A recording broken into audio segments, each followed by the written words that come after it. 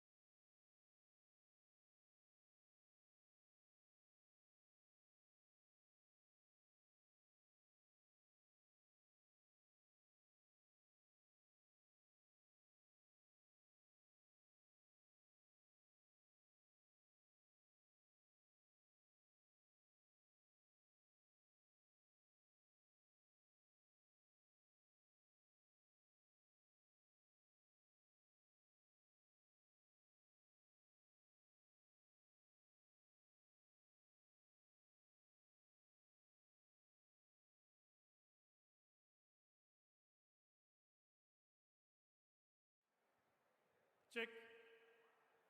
Pakare.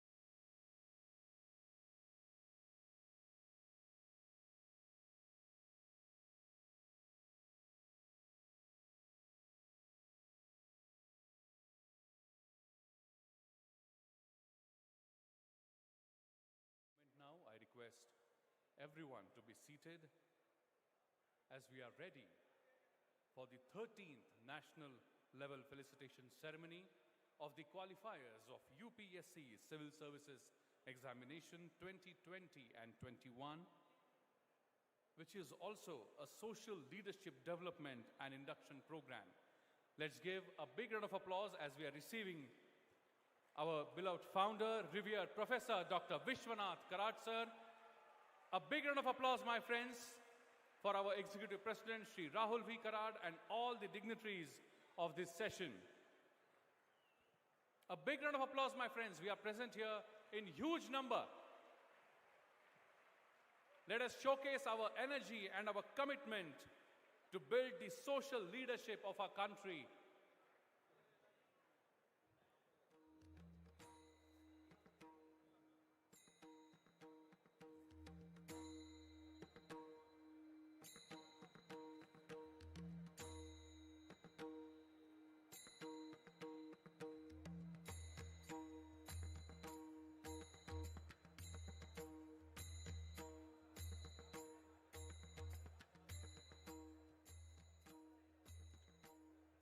A very good morning and warm welcome to all the dear student friends, dignitaries, UPSC qualifiers, student friends and faculty members. I, Dr. Gautam Babu, National Level Felicitation and Interaction Program of Qualifiers of UPSC Civil Services Exam 2020 and 2021, organized by MIT World Peace University, Pune. My friends, the National Level Felicitation Program for the Qualifiers of UPSC was initiated long back in year 2009 under the aegis of MIT School of Government, which is a constituent unit of MIT World Peace University, the flagship university of MIT Group of Institutions. Today, MIT as a group has charted immense growth and is one of the leading and most preferred private educational institutions in India. It now has 4 universities, 72 institutions, and over 65,000 students in the wide array of fields like engineering, medical, marine engineering, design, IT, business management, journalism, governance, liberal arts, design, film and television, and so on. In addition to imparting cognitive education, we seek to imbibe among our students respect for democracy, human rights, tolerance, and peace through UNESCO conferred chair at MIT World Peace Center. My friends, it is indeed my honor and privilege to welcome each one of you for this beautiful 3 days gathering of 13th National Level Felicitation Ceremony of the Qualifiers of UPSC Civil Services Examination 2020 and 2021. To understand a bit more about the concept of National Felicitation Ceremony, I would like to request my technical team if they can please relay a small film of the concept and glimpses on the UPSC Felicitation ceremonies so far.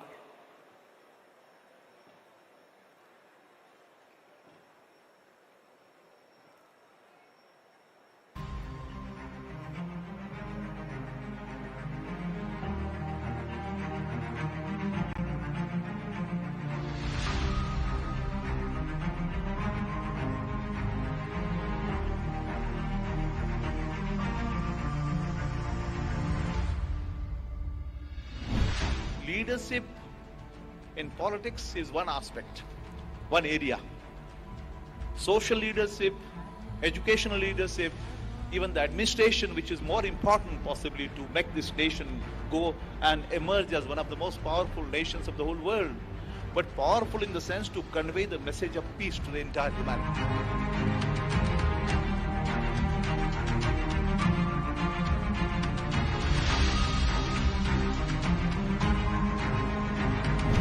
I think the reason that I am here and why so many of you are here is because to us, we actually care more about the loftiness of the cause that we serve rather than our own personal grandeur. And that is why I think that the government belongs to you and you belong to the government.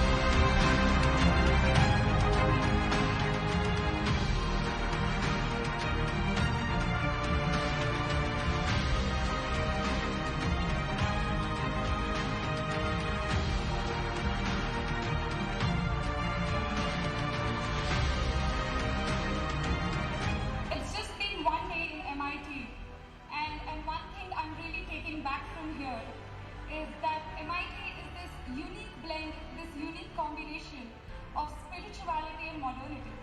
It makes us rethink our roots, our ancient civilizational values.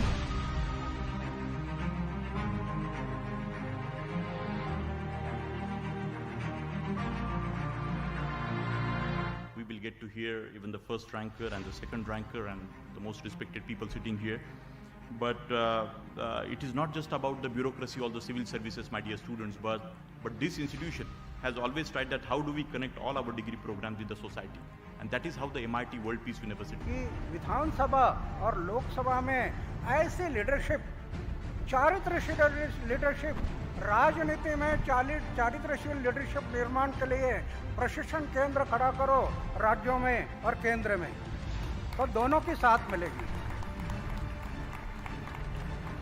चारित्र्यशील officer खड़े होंगे तो चारित्र्यशील जनप्रतिनिधि भी खड़े होना जरूरी है, और दोनों ने हाथ में हाथ मिलाकर आगे बढ़ना है। तो ये देश 70 साल में नहीं हुआ, सिर्फ 10 साल में देश खड़ा होगा। It's a privilege for me. Aspirants, they look up to us. So many toppers of this batch. It's also a great platform to know their story, their views.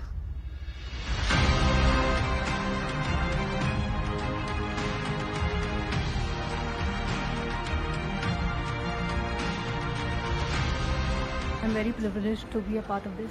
Very good function calling everybody together. It was a opportunity for us to network. Believe me, I always keep on wondering that why is there not an institutional mechanism for getting into politics? क्योंकि जो bureaucracy होता है और politicians, इनको साथ में काम करना होता है, और यहाँ पे ये एक ऐसा मीटिंग पॉइंट है जहाँ पे हम इंटरेक्ट कर रहे हैं।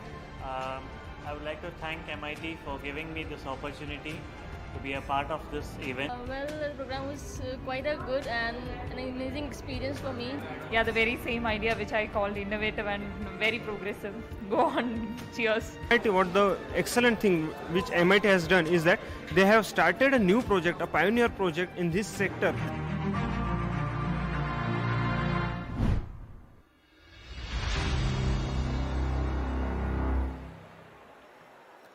Thank you very much for that film. I think that deserves a big round of applause, my friends, for the last 12 years of UPSC Civil Services Examination Felicitation Ceremony. I now request all the dignitaries to please join hands for ringing the bell of democracy. I'm sure you all heard revered Professor Dr. Vishwanath Karad sir saying in the beginning of this film that political leadership is one, but really important is the social leadership. And that exactly is the thought of Executive President Shri Rahul V. Karad, through which this program is established today. And this function, this program, 3 days conclave, aims to develop the social leadership amongst all of you. 3 days are really full of motivation and dedication of all you dear students, so that we can give our best and a fair chance to develop the social leadership amongst you. All the UPSC qualifiers and dignitaries, on the other hand, are joining hands to ring the bell of democracy. Let's give a big round of applause and join our hands in this beautiful occasion of ringing the bell of democracy, giving a loud and clear message that we stand united for strengthening the democratic fabric of our nation. Thank you very much. I request all the dignitaries to kindly come up stage. All the qualifiers are requested to be seated in the front row. Thank you very much. And I now request all the dignitaries to join hands on my left-hand side for lighting the traditional lamp. I request all the dignitaries to please, on my left-hand side, join us for lighting the traditional lamp.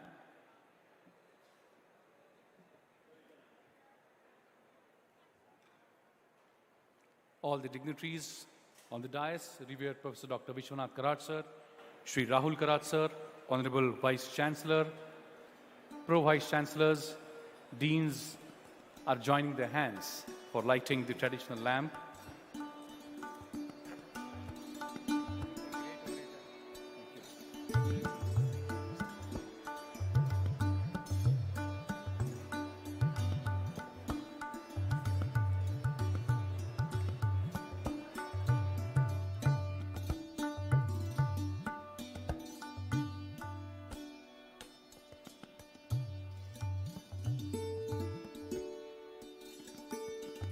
Shubham करोति कल्याणम आरोग्यम धन संपदा शत्रु बुद्धि विनाशाय दीपज्योति नमोस्तुते. Yes, indeed. Please don't hesitate. Give a big round of applause as we all have gathered here for the development of the self, and all these dignitaries are present here today with us to guide us. Every good cause begins with lighting of lamp. It is a very important tradition which signifies spread of warmth and knowledge, the knowledge that removes ignorance as light removes darkness.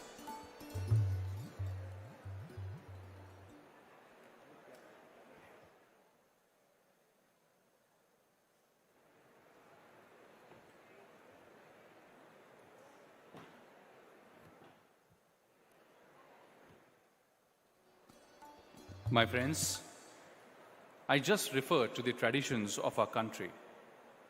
We are a country where we say, Matru Devo Bhava, Pitru Devo Bhava, Acharya Devo Bhava, Atithi Devo Bhava. We regard our parents as our gods.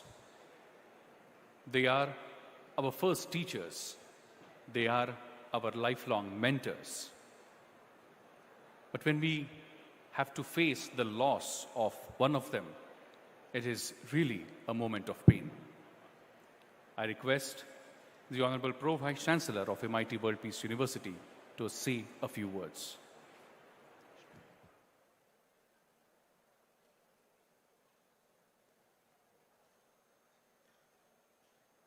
I request everyone in the audience to please observe, maintain silence.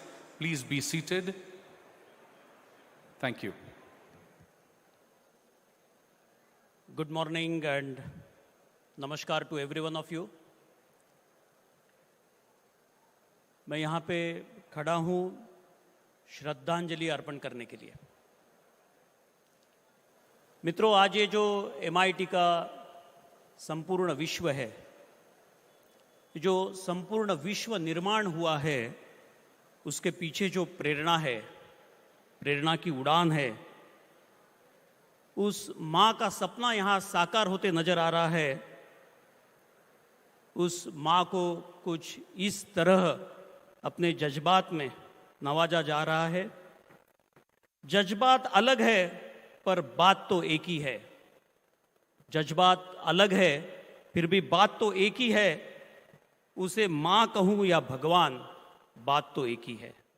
मैं बात कर रहा हूँ परम आदरणीय विश्वधर्मी प्राध्यापक doctor Vishwanath Karad sir की धर्मपत्नी और एग्जीक्यूटिव प्रेसिडेंट राहुल जी कराड, इनकी माँ, हमारी आई साहब. इनका स्वर्गवास 20 जुलाई 2022 को हुआ था. आज का ये 23rd डे है. भगवान विट्ठल, पांडुरंग, भगवान महाविष्णु के चरणों में उनको स्थान प्राप्त हुआ है. उनके दरबार में वो आज भगवान महाविष्णु के साथ बैठी है. हमारी आई साहब को श्रद्धांजलि देने के लिए हम लोग 2 मिनट का मौन धारण करेंगे. लेकिन मैं कुछ बताना चाहता हूँ कि करीब करीब 45 लोगों को, बच्चों को, उनके एक परिवार में हमारी माँ साहब ने उनको संस्कार दिए, उनको एक अच्छा व्यक्ति बनाया. साइंस एंड स्पिरिचुअलिटी की बात करते हैं, ऐसे विनिंग पर्सनालिटी हमारी माँ ने निर्माण किया है, जिसका उदाहरण साक्षात राहुल जी कराड़ यहाँ बैठे हैं। It's a complete blend of science and spirituality जो विनिंग पर्सनालिटी के नाम से जाना जाता है। मित्रों, सारे कराड़ फैमिली पे एक बहुत बड़ा अनटाइमली अटैक हुआ है, लेकिन आप सबकी सद्भावना से, आप जो फैमिली के साथ रहे, आपकी सराहना से आज फैमिली फिर से खड़े होने की कोशिश कर रही है। मैं आप सबसे विनती करता हूं कि 1 मिनट आप अपने जगह पे खड़े होंगे और हमारी आई साहब को, वैकुंठवासी सौभाग्यवती उर्मिला देवी विश्वनाथ कराड़, इनको हम मौनपूर्ण श्रद्धांजलि अर्पण करेंगे।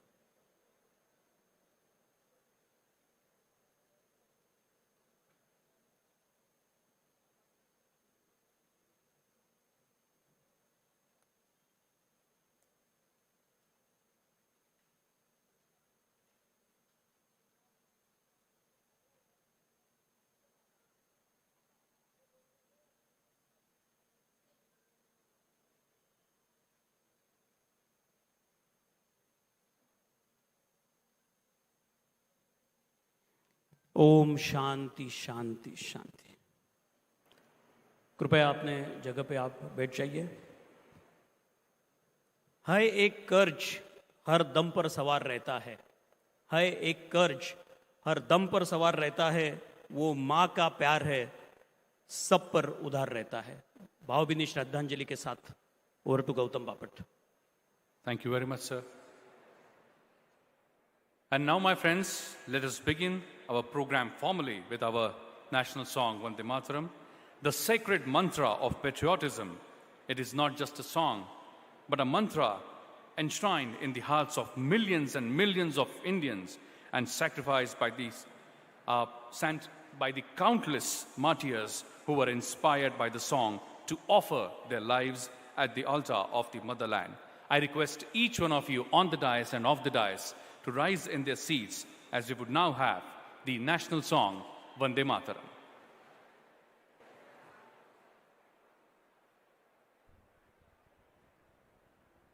Vande Mataram, Vande Mataram, Sujalam, Sufalam, Malayaj Sheetalam, Shasya Shamalam Mataram, Vande Mataram,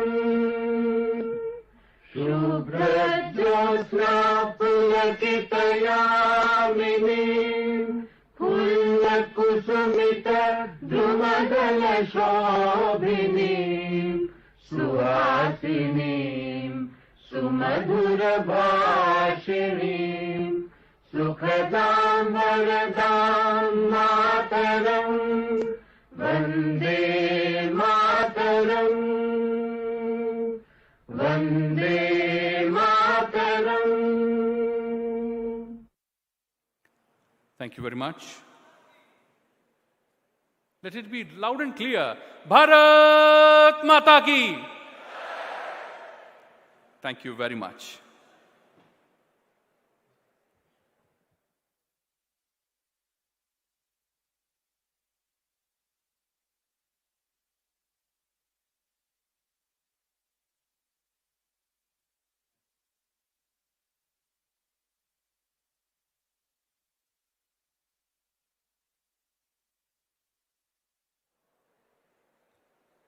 My friends, I can still see many students are looking for a place to sit. There are many students behind.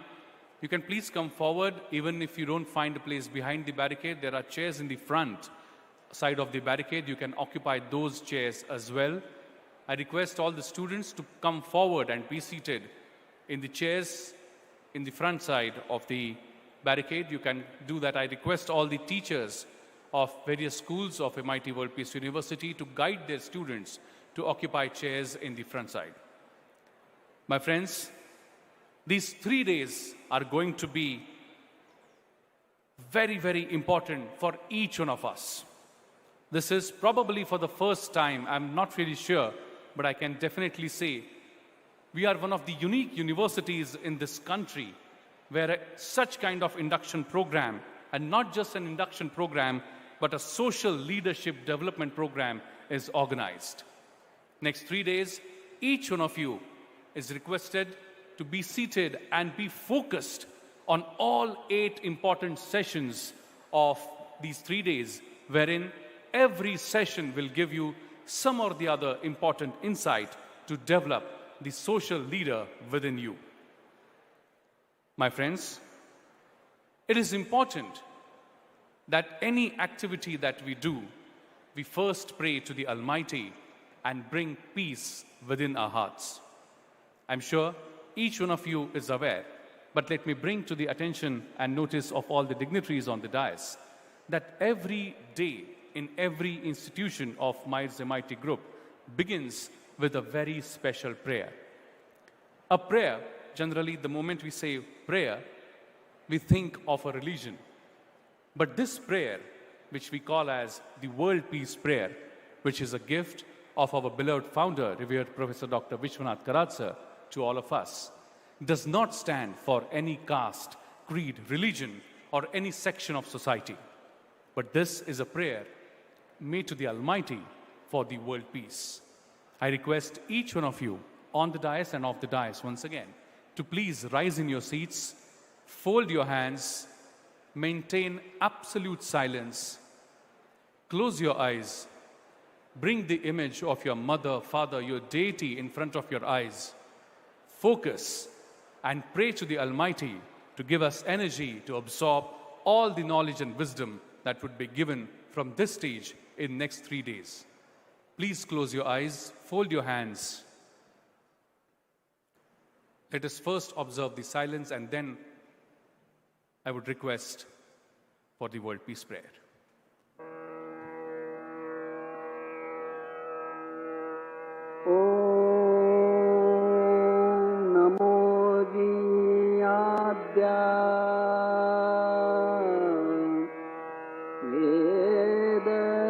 प्रतिपाद्या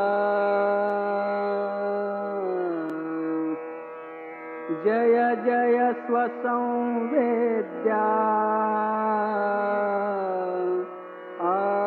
आत्मरूपा देवातुति गणेषु सकलार्थमति प्रकाशु म्हणे निवृत्तिदासु अवधारि गोदी गुरुर्ब्रह्मा गुरुर्विष्णु गुरुर्देवो महेश्वरः गुरु साक्षात् परब्रह्मा तस्मै श्री गुरवे नमः।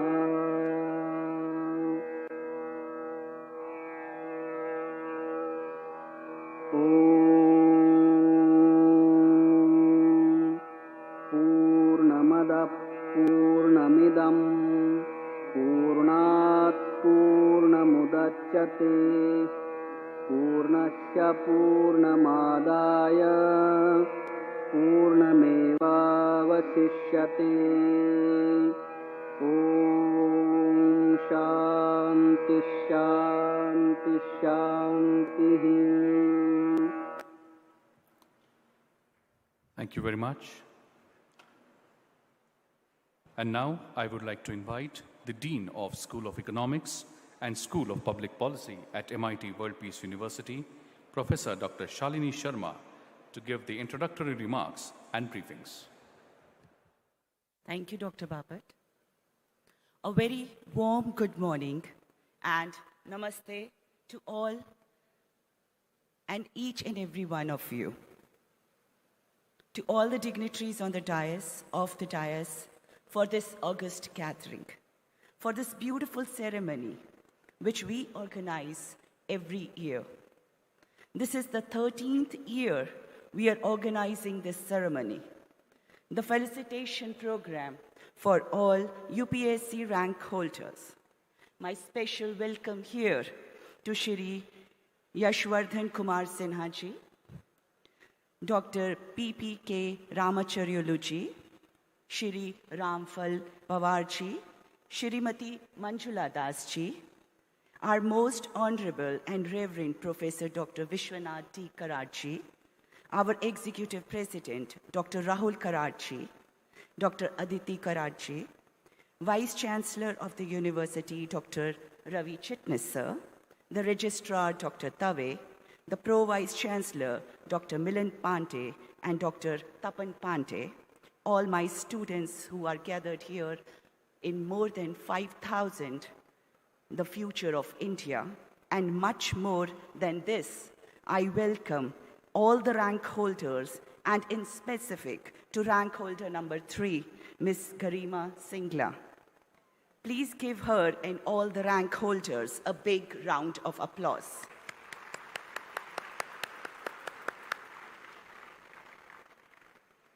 We are actually here today to celebrate your victory, to celebrate your success, because all have joined the profession of nation building. And this concept of nation building is something which takes all of us together. And we really would like to join your hands, and we request you to join our hands so that we can march together. To expand the horizon and to strengthen the sense of belongingness, and for kindling the flame of ethical administration with the vision of Shri Rahul Karachi, we started the national level felicitation ceremony of the UPSC Civil Services examinations in 2009. This is the 13th annual edition of this program. So far, more than 1,000 qualifiers have been felicitated by MIT. We continue to contribute our small part in recognizing this talent at a national level. When we see comparative democracies, maybe of UK, US, or any developed or developing nation for that matter, we can see the progress that they have achieved, which is definitely due to a stable, robust, democratic processes and systems. We can connect this important factor with our own democracy. Going back the memory lane, we can see where we started in 1947, the plight we were in, and where we are today. We have both a deep sense of satisfaction, gratitude, and a long way ahead. The past would not have been possible without our bright officers, be it in administration, be it in the police stream, be it in maintaining our relation with the outside world. Considering the challenges that Bharat is facing today, we all agree that effective, efficient, honest, upright, sensitive administrators are the need of the hour. With this objective in mind, we invite all the successful qualifiers and felicitate them at the hands of personalities of eminence.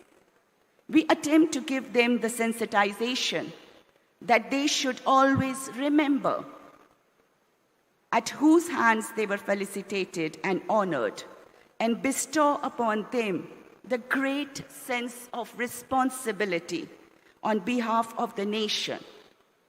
We are highly grateful to all the qualifiers today for coming from different parts of the country. The concept of nation building is behind each and every school at MIT WPU, especially the School of Government, School of Public Policy, and the list just goes on.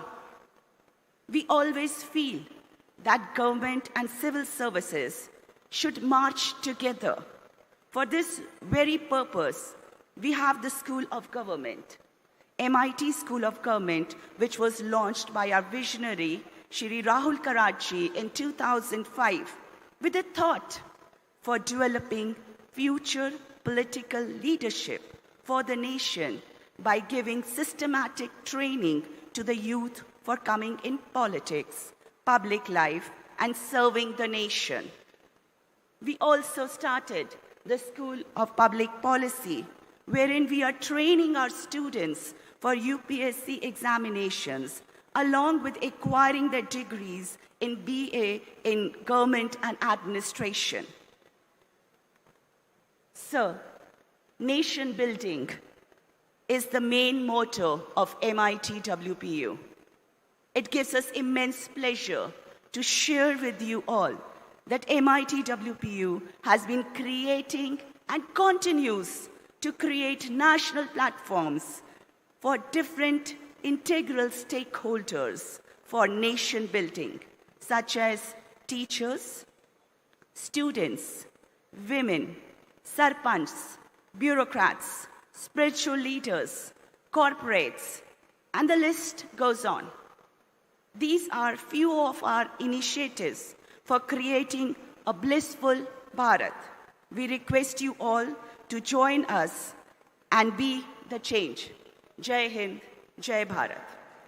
Thank you very much, Professor Dr. Shalini Sharma, for the introductory remarks. My friends, I hope and I'm sure that the message and the reason for which that we all have gathered here today is clear to all of you. We all talk about many things in our country today.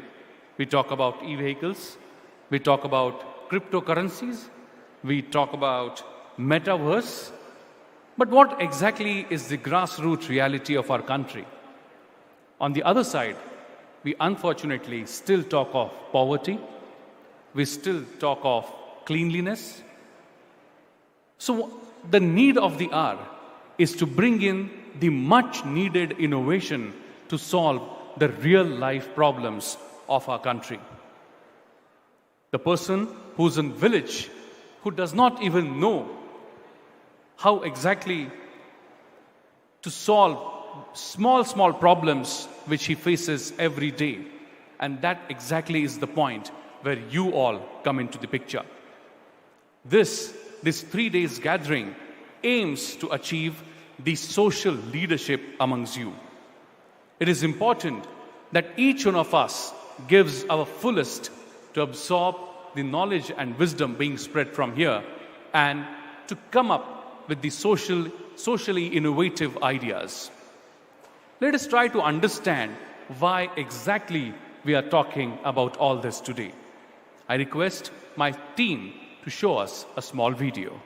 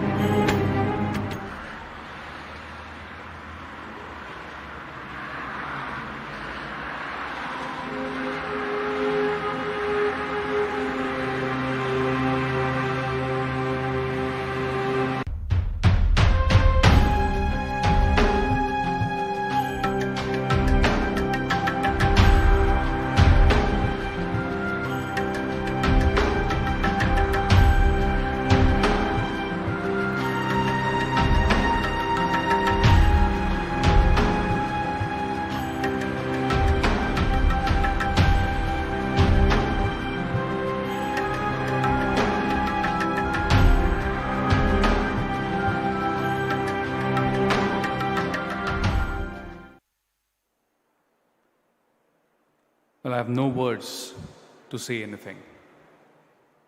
This is the gravity of the situation in our country. This is what is happening on the other hand of e-vehicles, cryptocurrencies, and metaverse. The onus is on our shoulders, my friends. We have to understand the real India.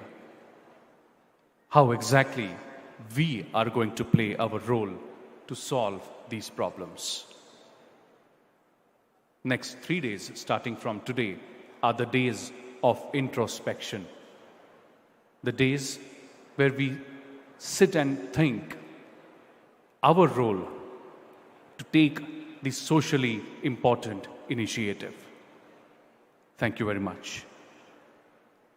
And now it's time when I invite the Honorable Vice Chancellor of MIT World Peace University, Professor Dr. R.M. Chitnis, to propose the welcome address.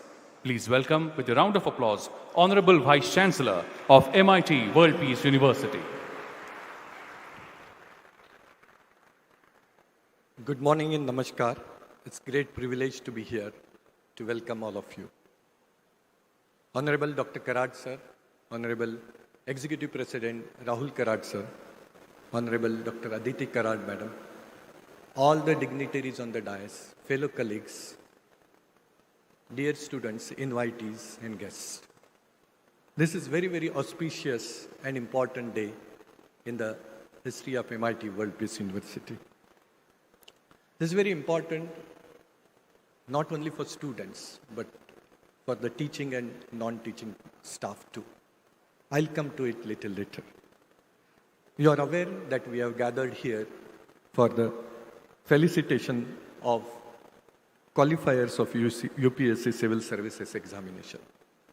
You are aware about IAS, IPS, IRS, IFS, but there are many other opportunities and possibilities after qualifying UPSC exam, which our toppers would be able to tell you in the next 2 days. But we are here to honor and salute our efforts to all these young achievers. You are aware that 6 lakh plus students appear for this. 600 of them get selected finally, and 200 to 300 in the top qualifiers. And all of them, they come every year. And this is the 13th year of MIT World Peace University in terms of its legacy and tradition in felicitating the qualifiers. This year, why it is important? Honorable Executive President Rahul Karad sir, earlier to this, created Bharatiya Chhatra Sansad, National Teachers Congress, Sarpanch Parishad, and also this felicitation ceremony of qualifiers. But this year is important because this year we are extending it or converting or combining it with the program titled Social Leadership Development Program. And this will be compulsory as a part of induction for all the first year students who are present here. All of you will attend 3 full days despite 15th August, and then you will be entitled for certificate for this particular social leadership development program. I am here to formally welcome on behalf of university. Let me go ahead and say that on behalf of our visionary founder president, Dr. Vishwanath Karad sir, our dynamic executive president, Shri Rahul Karad sir, Dr. Aditi Karad sir, all trustees of MIRIS MIT group of institutions, teaching staff, non-teaching staff, and the students, we welcome first of all the participants, all the guests, all the invitees here. But to be specific, those who are on the dais, let's go further and we cordially welcome the chief guest of today's felicitation program, Shri Yashvardhan Kumar Sinha ji, a former IFS officer, Indian Foreign Service officer, and currently the Chief Information Commission of India. Sir has worked as ambassador in different countries. I asked him about, given a choice between IIS and IFS, why you chose IFS. And I think during his speech, he will be able to give the answer. Our special guest of honor, Shri Ramphal Pawarji, former Director General of National Crime Records Bureau, Government of India. Our special guest of honor, Shri PPK Ramacharyulu, Advisor Rajya Sabha Secretariat. We are truly honored to have these four distinguished personalities at this august gathering of complimenting these young real heroes who would be felicitated at the hands of the stalwarts. A doyen of Indian industry, Ratan Tata, says that if you want to walk fast, walk alone, but if you want to walk far, walk together. And I think that's a great message for every aspiring youth, beginning of his or her bright career as UPSC civil services. We are sure that surely this will bring every member of the society together in your illustrious career and help them to walk far and have a social connect in your entire career as a first priority. Once again, a very warm welcome to all of you and our best wishes to all the successful officers for a bright and remarkable career in the service of nation. Thank you. Jai Hind, Jai Bharat.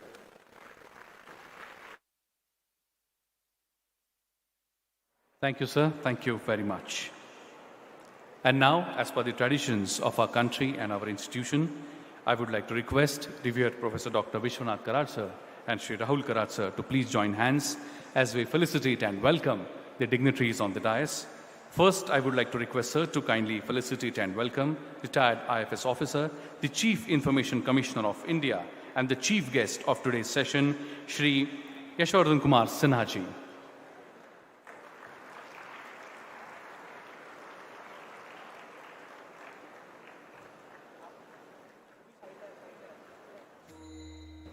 Let's give a big round of applause, my friends.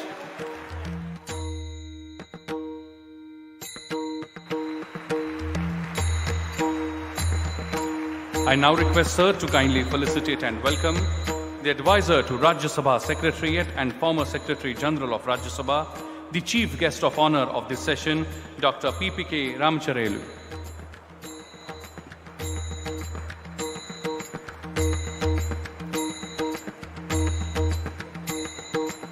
A big round of applause, my friends. We are present here today in big numbers, and these dignitaries have taken time out for us. I now request sir to kindly felicitate and welcome the retired IPS officer, former DG and Director of National Crime Records Bureau, Ministry of Home Affairs, Government of India, the guest of honor of this session, Shri Ramphal Pawar ji.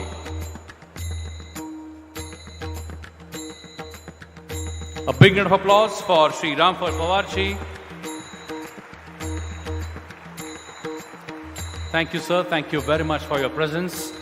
I now request sir to kindly felicitate and welcome the eminent lawyer, former chairman of Central Administrative Tribunal, the guest of honor, Advocate Manjula Das ji. A big round of applause for all the dignitaries on the dais.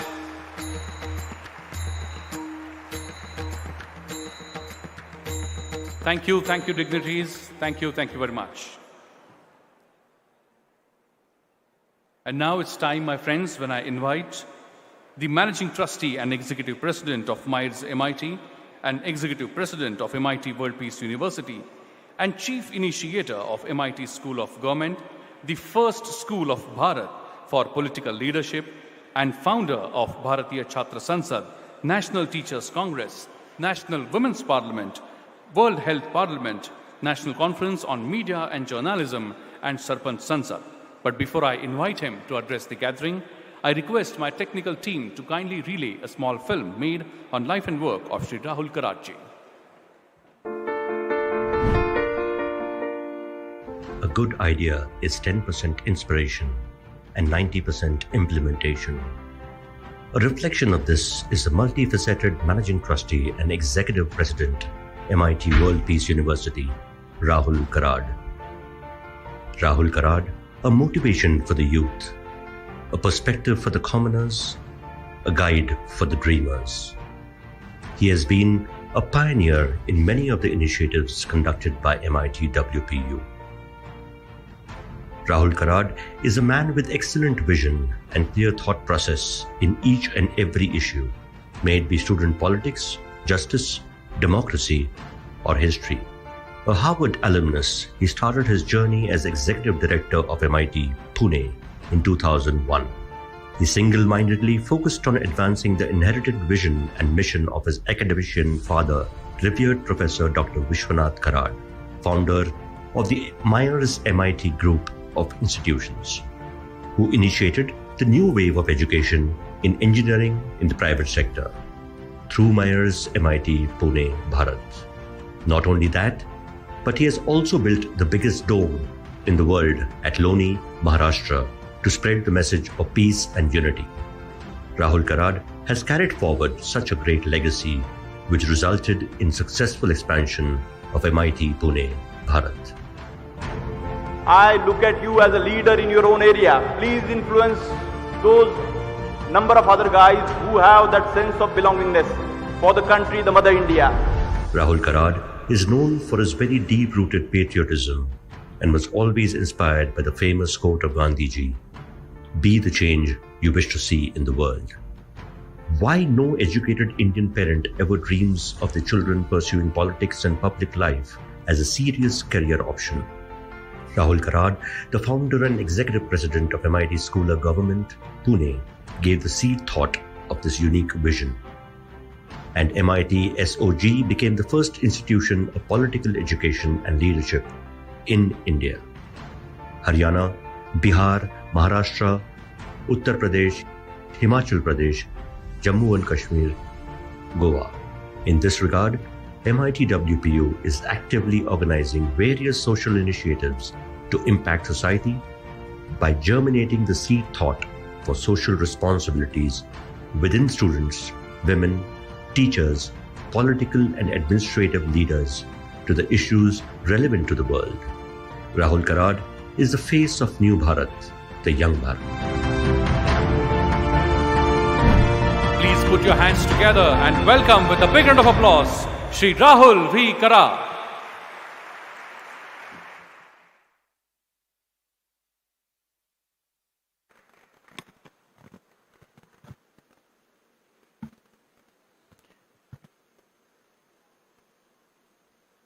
Janani Janmabhumisha Swargadapi Kariyasi.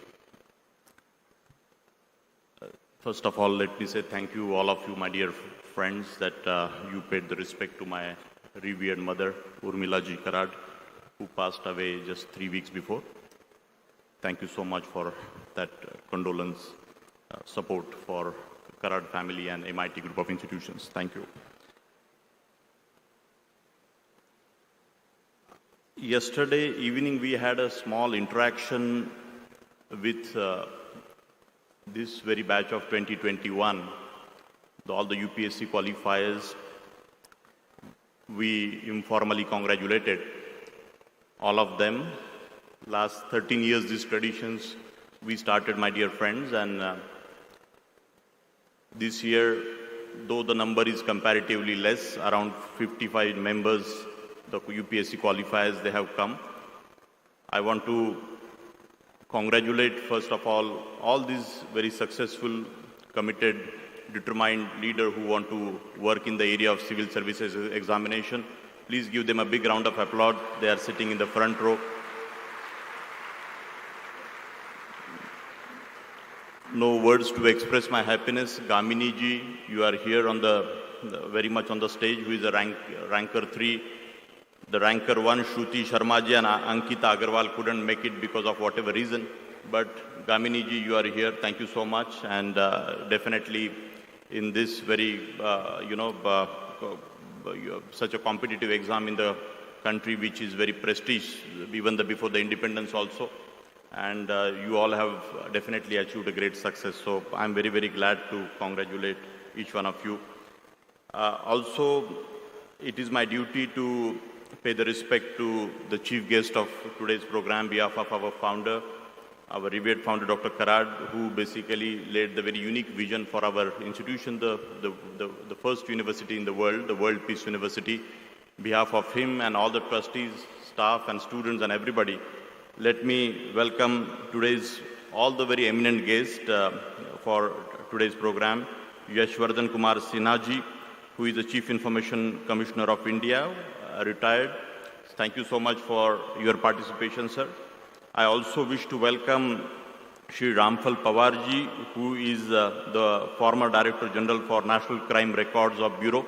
पूरे भारत में जितने भी crimes होते हैं उसका एक central record होता है, तो उसके लिए रामफल पवार जी आपका यहाँ पे आना हुआ, मैं आपका यहाँ पे अभिनंदन करता हूँ।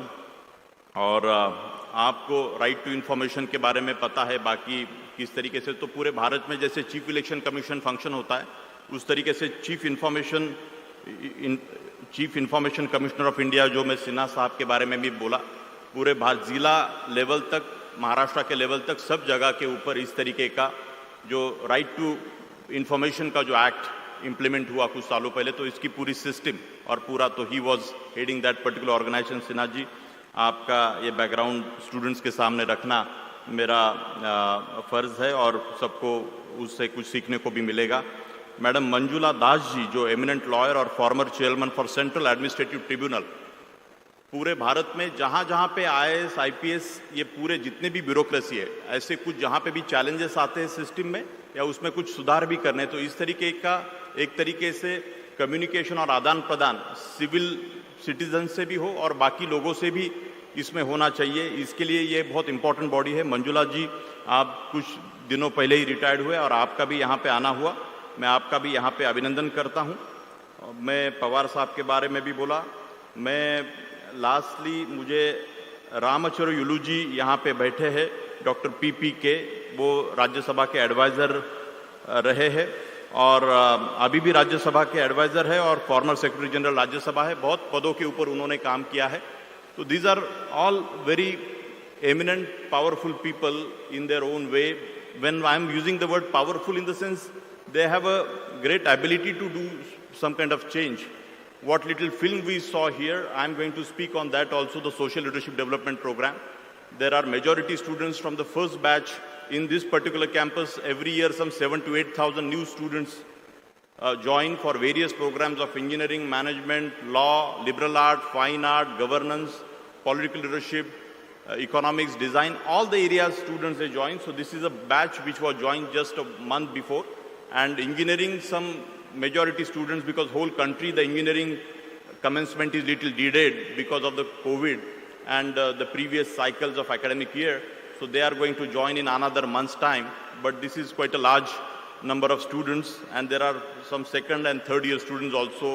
Today we have communicated to them that this is a compulsory one such program, and for the first time Dr. Chitnis, my Vice Chancellor, all my Deans, Pro-Vice Chancellor, Professor Pandey, Professor Tapan Panda, Professor Girisan, Madam Shalini, Madam Anamika, and all other Deans and Directors sitting here, they have taken a lot of effort, and we have come up with the idea, my dear friends, that let us integrate this national level felicitation program and try to communicate to the message to our own students. Every year when we do this particular program, all the selected qualifiers here, I want to tell you that we used to do in city of Pune, where some outside youth who are aspiring to become the IAS, IPS, IRS, they used to come. Of course, there are some number, they have turned up today also for this program.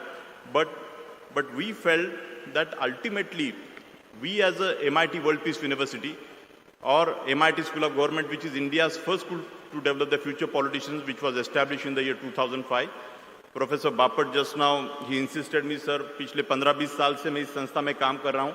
शायद पहली बार इस तरीके की film, मेरी film मैं कभी यहाँ पे नहीं दिखाने देता, बट उन्होंने बोला कि सर इसका रिलेवेंस स्टूडेंट्स को पता चलना चाहिए. इसलिए thank you so much, you shared that the first film also and little what we have done through this very system, what is the great blessing of our founder, Dr. Karad, and how do we connect our degree programs with the society.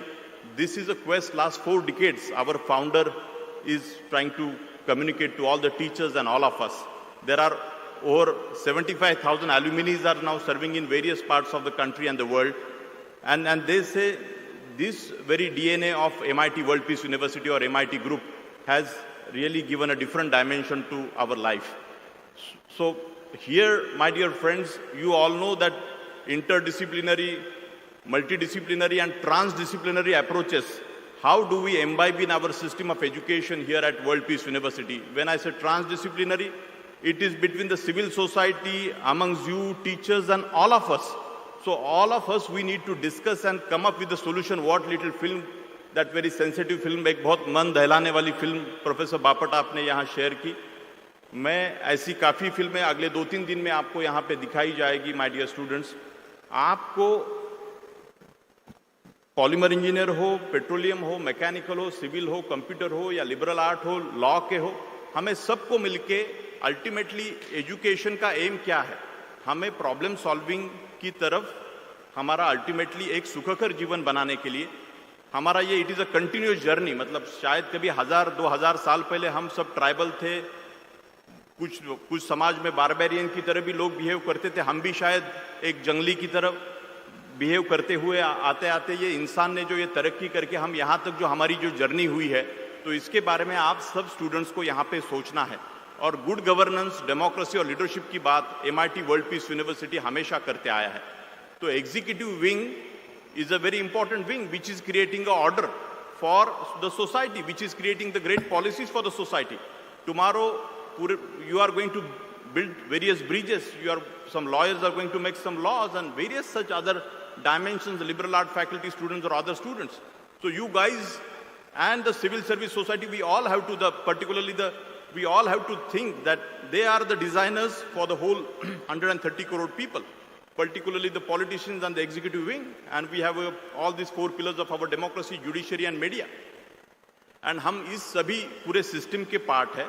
तो ये आप सब लोगों के सामने रखने के लिए ये फर्स्ट ईयर के जितने भी स्टूडेंट्स हैं, मैं सबको आपको अपील करता हूँ, बाकी भी स्टूडेंट्स को अपील करता हूँ कि अगले 3 दिन तक कंटिन्यूसली यहाँ पे अलग अलग जो बहुत सोशली जिन्होंने कमिटमेंट से काम किया, ऐसे सुबह 9 बजे से लेकर 5 बजे तक आपके अलग अलग इंटरेक्शंस होंगे, क्वेश्चन आंसर्स भी यहाँ पे चर्चा होगी, आप में एक डायलॉग होने वाला है. कुछ स्टूडेंट्स को भी शायद उन्होंने मौका दिया है बात करने का, लेकिन हमारी पर्टिकुलरली एकेडमिक बोर्ड मेंबर्स और हमारी सबकी ये इच्छा है कि you guys need to think from that perspective.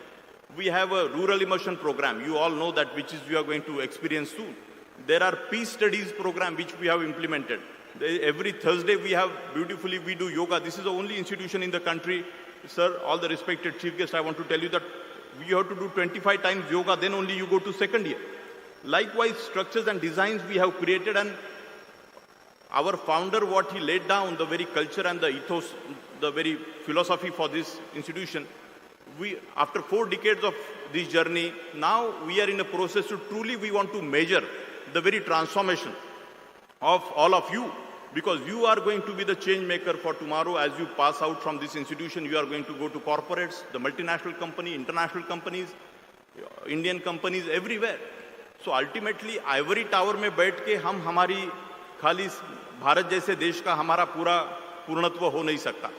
हमें सबको, स्टूडेंट्स को सबको मिलके विचार करना होगा. We can't afford to behave like capitalist nations like America, which is a melting pot of the world. It's a very beautiful nation and we all have aspiration and we all the time we look at the West.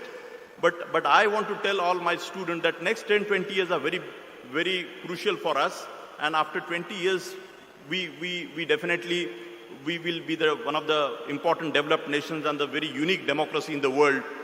That is my firm belief, my dear friends. And you are the stakeholders. You guys need to really truly think, all the girls and boys and all of you, that how do we really transform this? There are so many now, the startup and innovation culture. So this very dimension of social leadership development program, why we have come up with this idea. For the first time we have integrated, and many officers have agreed that they are going to speak their mind in front of you. It is not that we expect that all of you become tomorrow IAS and IPS and IRS. But you guys truly need to create a very beautiful, in our democratic setup, that vigilant approach and I mean to say, as active citizen of this country, we have to look at all these problems and issues, and automatically I think things will fall in line. That is my firm belief. And education system has a great role, my dear friends. not just MIT World Peace University, but many institutions in the country and the world, they have a very major role. And with that purpose in the classroom, teaching is very important, which my teachers and everybody, they are going to do. They are already doing it, and they will facilitate all those other parameters of research and academia and the very program designs and whatnot. But I think this very Sangoshti and the conference where such a 6 to 7,000 students of all the branches you are gathering here. Next 3 days I expect not just mechanical students, but law. So you all have to truly mingle with each other. And any problem in the society, agriculture problem can't be just solved by an engineer, by making a tractor. You need a legal approach, you need other design approach. So in that sense, you guys need to come close and think come out with the great solutions for transformation of our country. Not work in silos like and by working in silos, we can't resolve the problems, my dear friends. So that is the whole idea of this social leadership development program under the 13th national level felicitation ceremony. मैं आप सब लोगों को विनती करूंगा कि अगले 15 अगस्त को 75 साल आज़ादी के होने जा रहे हैं। मैं पिछले साल भर से इस विषय को थोड़ा बहुत बात कर पाया हूं कि हमारे भारत में रस्तों के नाम बदले गए, शहरों के नाम बदले गए। इसी तरीके से इंडिया, ये नाम, मेरा नाम राहुल मेरे माता पिता ने दिया। भारत का इंडिया नाम किसने दिया? The western people have given this name India. Bombay का नामकरण, मुंबई का नामकरण, बॉम्बे का नामकरण मुंबई हो गया। उसी तरीके से मैं आज मौका ले रहा हूं कि आप सब लोग यहाँ पे है कि हमारा 75 साल की आज़ादी के बाद मैंने पूरे भारत के सभी एमएलएस को, बाकी भी सभी अथॉरिटीज़ को मैंने मेरे कैपेसिटी से अपने संस्था के आपके बलबूते के ऊपर कम्युनिकेशन किया है कि इंडिया का नाम भारत होना चाहिए। 75 साल की आज़ादी, और हम इस तरीके से शायद अगले 10-20 साल बाद हम लोग भारत बोलेंगे तो इससे हमारा आत्मसम्मान बढ़ेगा और हमें इनोवेशन, और we are original thinker, we are not just cut copy paste all the time. We do not want to कि अमेरिका बहुत ग्रेट कर रहा है, चलो उन्होंने क्या किया कॉपी करो। That approach we have to really come out with. That is a DNA our founder has laid down, my dear friends. So you need to think on those lines. मैं दूसरी भी बात बोल रहा हूँ, 75 साल की इंडिपेंडेंस, मुझे कहीं ना कहीं लगता है कि प्रोफेसर पांडे, अगर मैंने ये बोला कि प्रोफेसर पांडे को राहुल कराड़ ने इंडिपेंडेंस दिया है, इसमें भी कहीं ना कहीं डोमिनेटिंग फीलिंग है, एक कॉलोनियल थिंकिंग। तो इंडिपेंडेंस डे का भी नाम सभी चीफ गेस्ट को भी मैं यहाँ पे कहना चाहूंगा कि can we think all the senior bureaucrats, independence day का भी नाम हम बदल के नेशनल डे बना सकते हैं क्या? ये भी मैंने प्रधानमंत्री जी को चिट्ठी लिखी और भारत के सभी एमएलएज को इसके बारे में मैंने विचार। कोई बोलेगा इससे क्या होगा भाई, ये करके क्या फायदा होगा, बट मुझे ऐसे लगता है कि आने वाली पीढ़ियों को, इतनी बड़ी हमारी विरासत है पूरे भारत का और इतना प्राचीन इतिहास है अपना, और पिछले 1000, 2000, 5000 साल से, और तो वो उसको कहीं ना कहीं उजागर करने का टाइम आया है। मैं कोई बीजेपी या कांग्रेस या किसी का एजेंडा नहीं, मैं ये समझता हूँ, मैं कांग्रेस के भी लोगों को मैं बोलता था और भी पार्टियों के लोगों को मैं ये बात बोलता था कि जो नेशनलिस्ट तरीके से हम नेशन बिल्डिंग की प्रोसेस में, मुझे याद है पुराने समय में जितने भी कांग्रेस के नेता, उनकी एक स्टाइल काम करने की थी, बीजेपी के लोगों की, but nation building process is ultimately the most important thing. So सभी पॉलिटिकल पार्टियों को, ये भारतीय छात्र संसद और अलग अलग जो platform, national women's parliament Andhra Pradesh में एक बहुत बड़ा दूसरा प्लेटफॉर्म हमने बनाया, और स्टूडेंट को सेंसिटाइज करना है, उनको सोशल सिस्टम में लाना है, सभी डिग्री प्रोग्राम्स को सोसाइटी के साथ कनेक्ट करना है। तो इसी तरीके से ये इंस्टीट्यूशन काम करते आई है, और मैं अगले 3 दिन को जो ये एक्टिविटी यहाँ पे होने जा रही, तो बस इसका आप पूरी तरीके से लाभ उठाइए। इससे आपका एक मोमेंटम बनेगा अगले 2, 3, 4 साल में, जब 3 साल के भी प्रोग्राम, 4 साल के प्रोग्राम या पीजी लेवल के प्रोग्राम आप इस सिस्टम से पास आउट होंगे। बट ये जो 3 दिन का ओरिएंटेशन है, ये कंपलसरी ओरिएंटेशन है आप सब लोगों के लिए, जिससे आपकी काफ़ी सारी विंडोज़ दिमाग की खुलेगी कि हमें इस तरीके से सोचना है, हमें इस तरीके से आगे जाना है। Then the teachers, all other visiting faculties, they all will facilitate and see that truly you guys come out with the great solutions, the innovative approaches and the scientific approaches, and you come out with a great research through this very prestigious MIT World Peace University. मैं फिर से एक बार आप सब लोगों को अभिनंदन करता हूँ, जितने भी UPSC के क्वालिफायर्स हैं। मुझे एक छोटी सी स्टोरी यहाँ बताऊँगा और 1 मिनट में मेरा भाषण मैं ख़त्म करूँगा। आदरणीय कराड़ सर यहाँ पे मंच के ऊपर बैठे हुए हैं।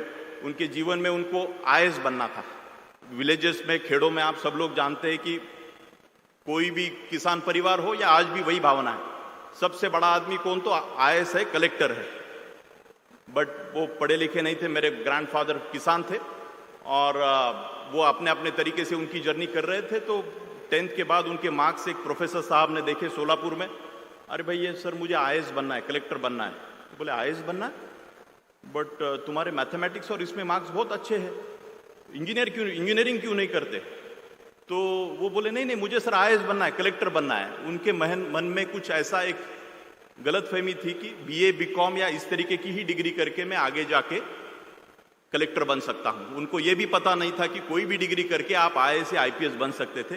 ऐसे किसान परिवार से मेरे ग्रैंडफादर, बहुत उनका भी एक विजडम था, बहुत पढ़े लिखे नहीं थे बट बहुत काबिल थे और आगे चल के उन्होंने इंजीनियरिंग कंप्लीट किया सीओईपी से और 80s में पॉलिसी महाराष्ट्र की बन गई कि प्राइवेट कॉलेजेस महाराष्ट्र में कैसे होने चाहिए।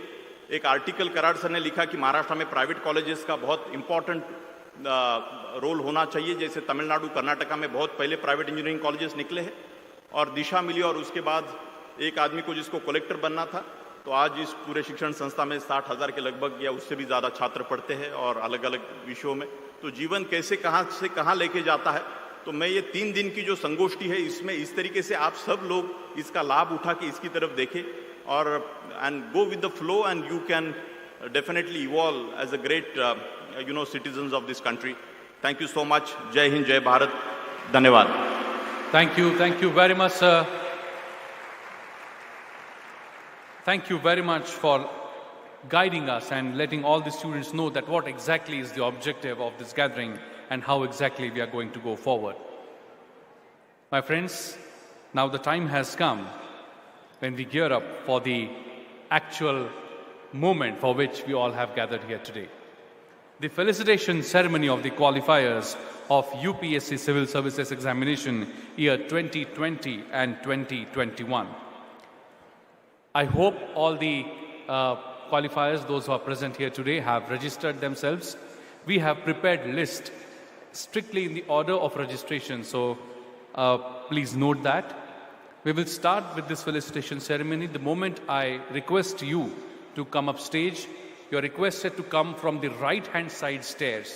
My right-hand side, so that is your left-hand side. Please come up from that side, and after your felicitation, please climb down from this side and be seated once again. In case we missed your name, please let us know so that we can give you the due respect. And now, all the entire stage is set to receive all the qualifiers of UPSC Civil Services Examinations 2020-2021. And we, all the students, while we are felicitating all these successful candidates, we should not get tired of applauding to their success because they have achieved one of the highest, I would say, achievements in our country. So make sure that we do not fall short in applauding and congratulating them. So let us begin. First and foremost, I would like to invite on stage 2021 AIR 236 Vishal Dinanath Khatri.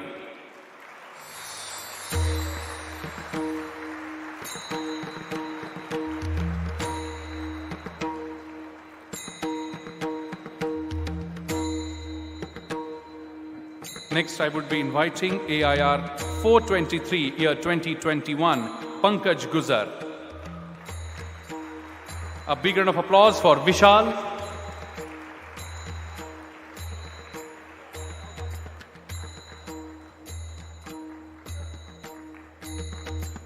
A big round of applause for Vishal Khatri, All India rank 236, 2021. I now request Mr. Pankaj Guzar, All India rank 423, year 2021, to kindly come up stage.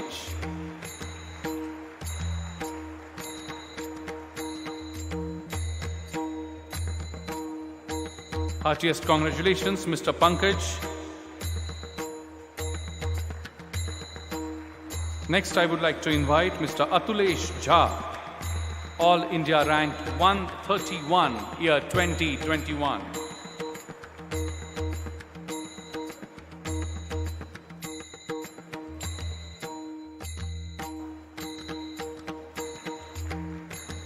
Please put your hands together for Mr. Atulesh Jha.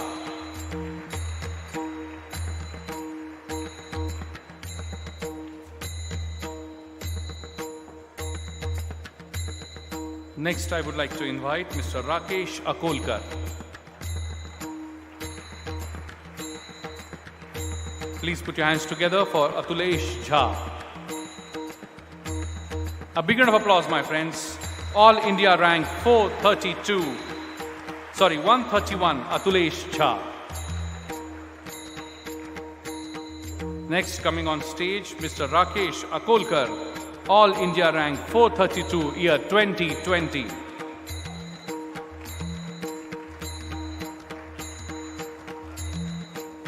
Next, I would like to invite Sandhi Jain.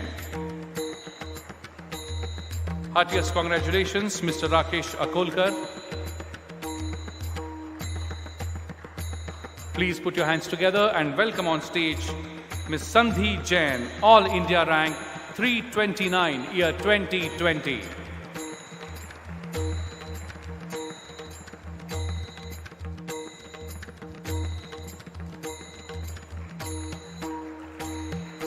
Next, I would like to invite Ms. Zeba Khan. Heartiest congratulations, Sandhi Jain. Coming up on stage, Ms. Zeba Khan, All India rank 423, year 2020. Heartiest congratulations, Zeba. Next, I would like to invite Antariksh Jain.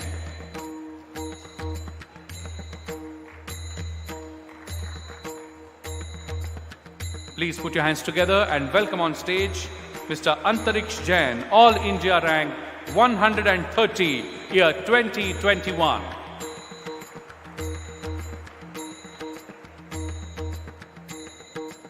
Heartiest congratulations, Antariksh.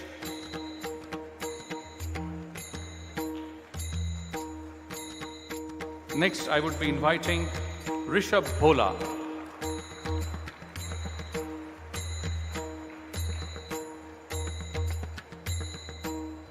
Please put your hands together and welcome on stage Mr. Rishabh Bhola, All India rank 410, year 2021.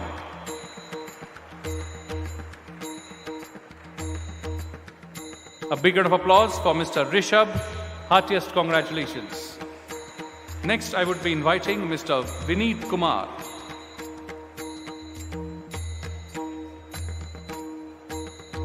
Please put your hands together and welcome Mr. Vineet Kumar, All India rank 473, year 2021.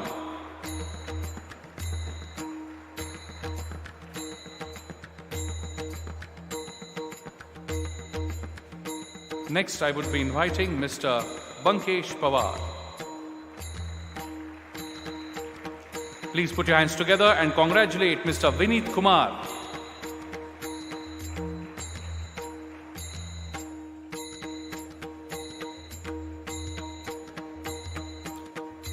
A big round of applause, my friends. We should not fall short to applaud to their success. We congratulate Mr. Bankesh Pawar, All India rank 516, year 2020. Next, I would like to invite Mr. Sachin Lande, All India rank 566, year 2020.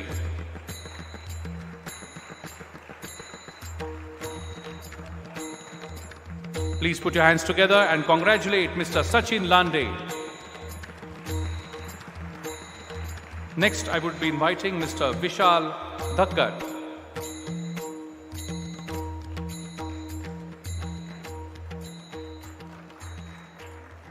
Please put your hands together as we welcome All India rank 39, year 2021, Mr. Vishal Dhakkar.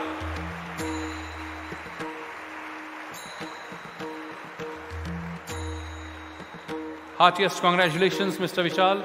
All India rank 39 is a huge achievement. Next, I would like to invite Mr. Ranjit Yadav.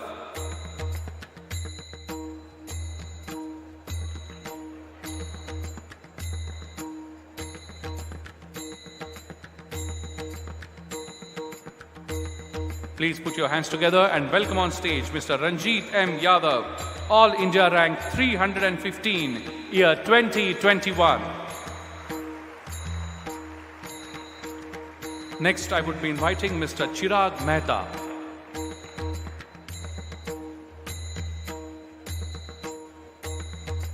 Please welcome on stage, with round of applause, All India Rank 312, Year 2021, Mr. Chirag Mehta.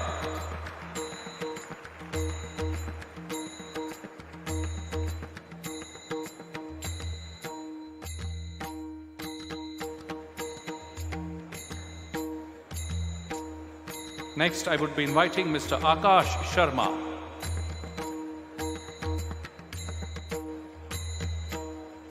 Please put your hands together and welcome, with big round of applause on stage, All India Rank 507, Year 2021, Mr. Akash Sharma.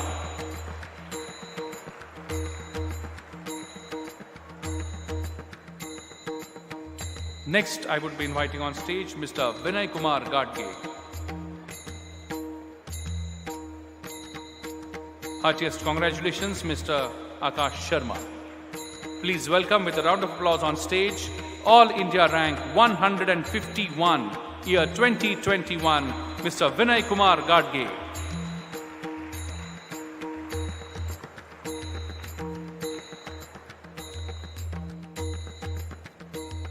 Next, I would be inviting on stage Ms. Pranjal Srivastava.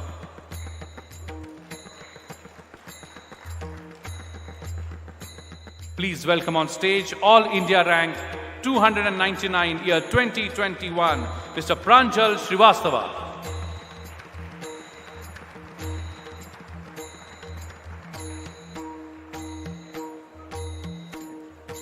Next, I would be inviting on stage Mr. Sumit Kumar Dhotri.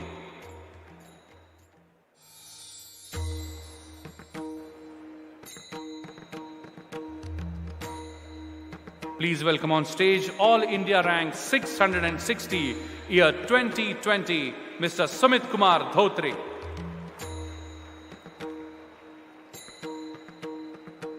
Next, I would be inviting Shubham Nagargoze. Heartiest congratulations, Mr. Sumit Kumar. Please welcome on stage, with round of applause, All India Rank 453, Year 2020, Mr. Shubham Nagargoze.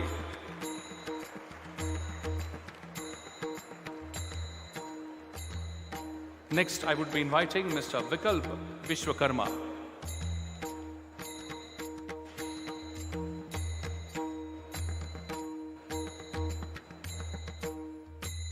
Please welcome on stage, All India Rank 275, Year 2021, Ms. Vikalpa Vishwakarma.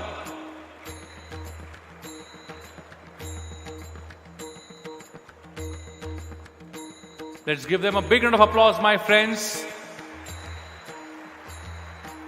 They never got tired of studying and trying, so we do not get tired of applauding to their success. Next, I would be inviting on stage, All India Rank 204, Year 2021, Arjit Mahazan.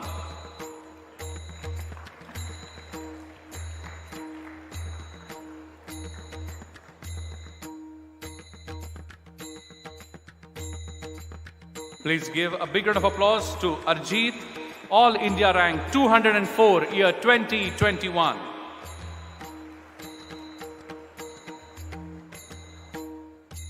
Next, I would like to invite on stage Shilpa Khanikar.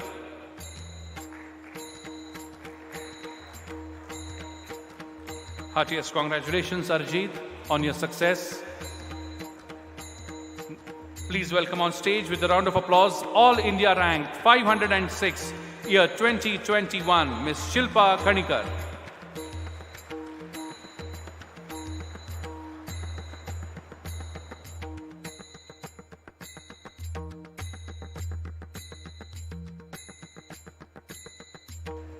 Heartiest congratulations, Shilpa. Let's give her a big round of applause and congratulate her on her success. All India Rank 506. Next, I would like to invite on stage Ayushi Kalwar.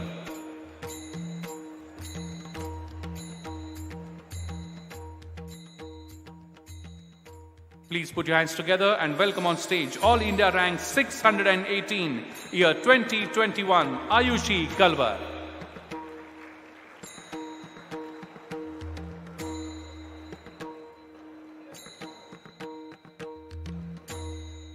Heartiest congratulations, Ayushi, on your success. All India rank 618. Next, I would be inviting on stage Nazish Umar Ansari.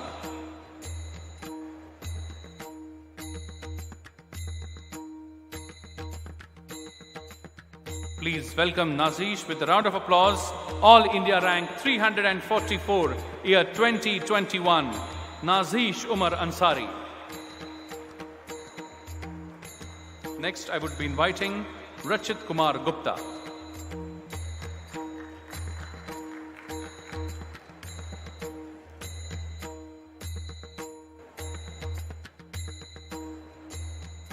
Please welcome on stage with a big round of applause, All India rank 286, year 2021, Rachit Kumar Gupta.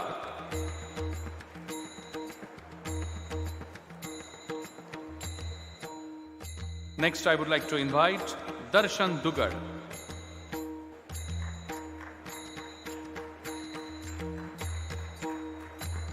Please put your hands together as we welcome All India rank 138, year 2020, Darshan Dugad.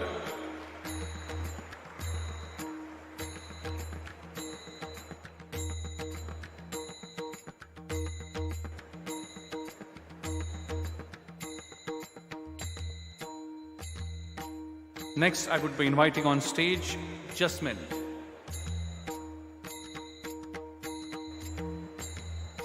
Please welcome with a big round of applause, All India rank 36, year 2021, Miss Jasmine.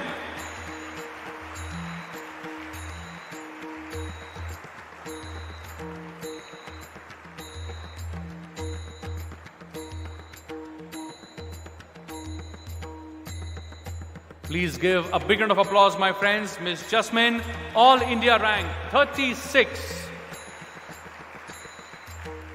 Next, I would be inviting Miss Geetika. Please welcome, with big round of applause, year 2021, All India rank 239, Miss Geetika.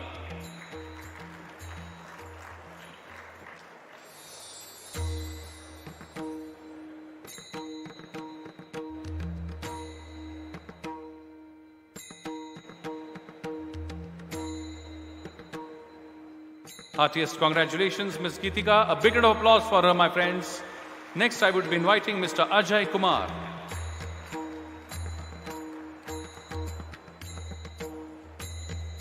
Please welcome on stage with a big round of applause, All India rank 509, year 2021, Mr. Ajay Kumar.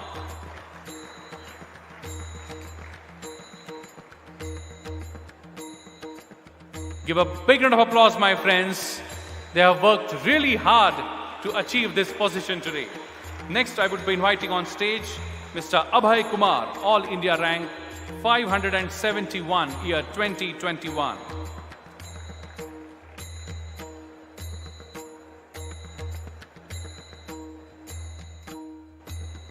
Please welcome with a big round of applause, my friend, Mr. Abhay Kumar, All India rank 571.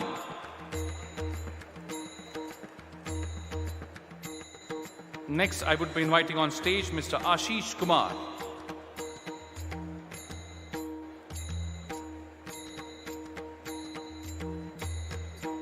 Please welcome on stage with a round of applause, All India rank 362, year 2021, Mr. Ashish Kumar.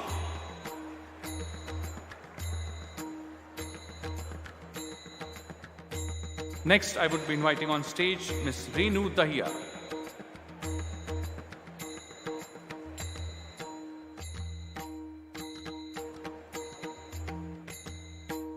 Please welcome on stage with a big round of applause, All India rank 607, year 2021, Ms. Renu Dahiya.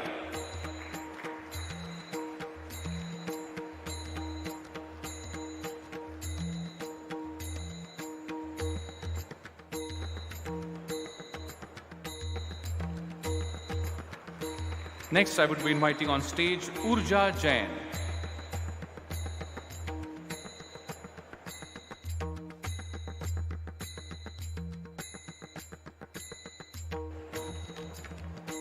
Please welcome on stage, with a big round of applause, my friends, All India rank 519, year 2021, Miss Urja Jain.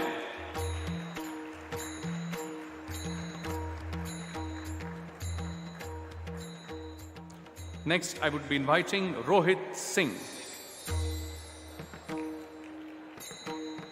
Please put your hands together and congratulate Urja Jain, All India rank 519. Please welcome on stage, All India rank 480, year 2021, Mr. Rohit Singh.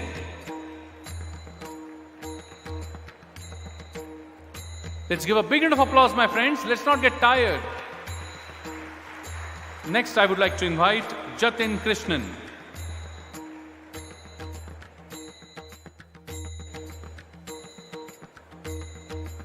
Please put your hands together and welcome on stage, All India rank 278, year 2021, Mr. Jatin Krishnan.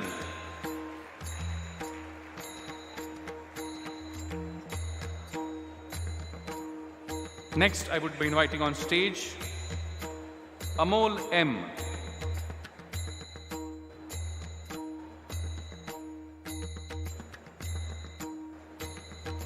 Please put your hands together and welcome on stage, All India rank 402, year 2020, Mr. Amol.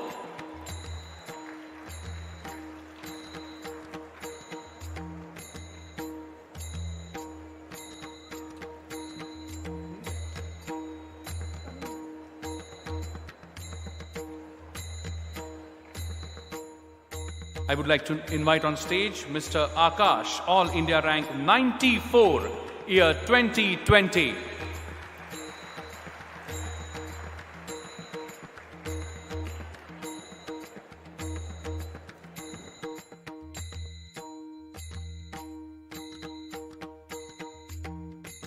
Please put your hands together, my friends. All India rank 94, year 2020.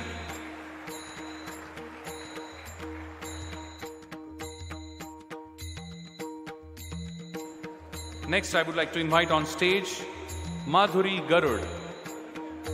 Heartiest congratulations, Akash. A big round of applause, my friends. Akash, All India rank 94. Heartiest congratulations. And last but not the least, put your hands together and give a big round of applause for All India rank 561, year 2020, Miss Madhuri Garud.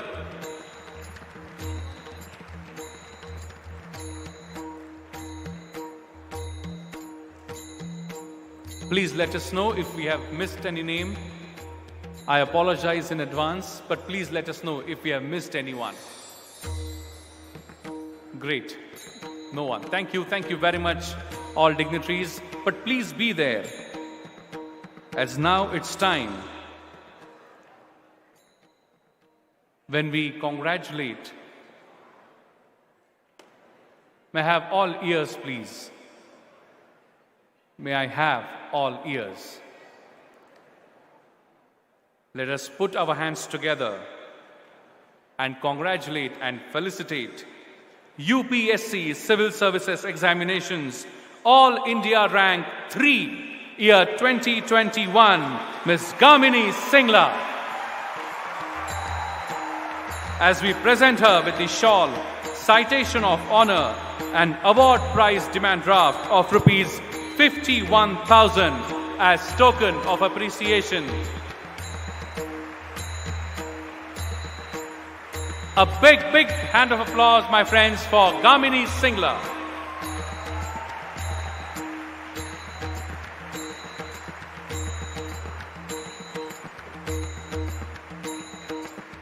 A huge achievement, a consistent topper.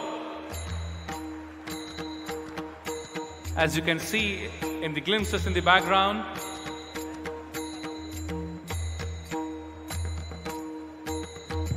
a moment when she made not just her parents but entire country proud.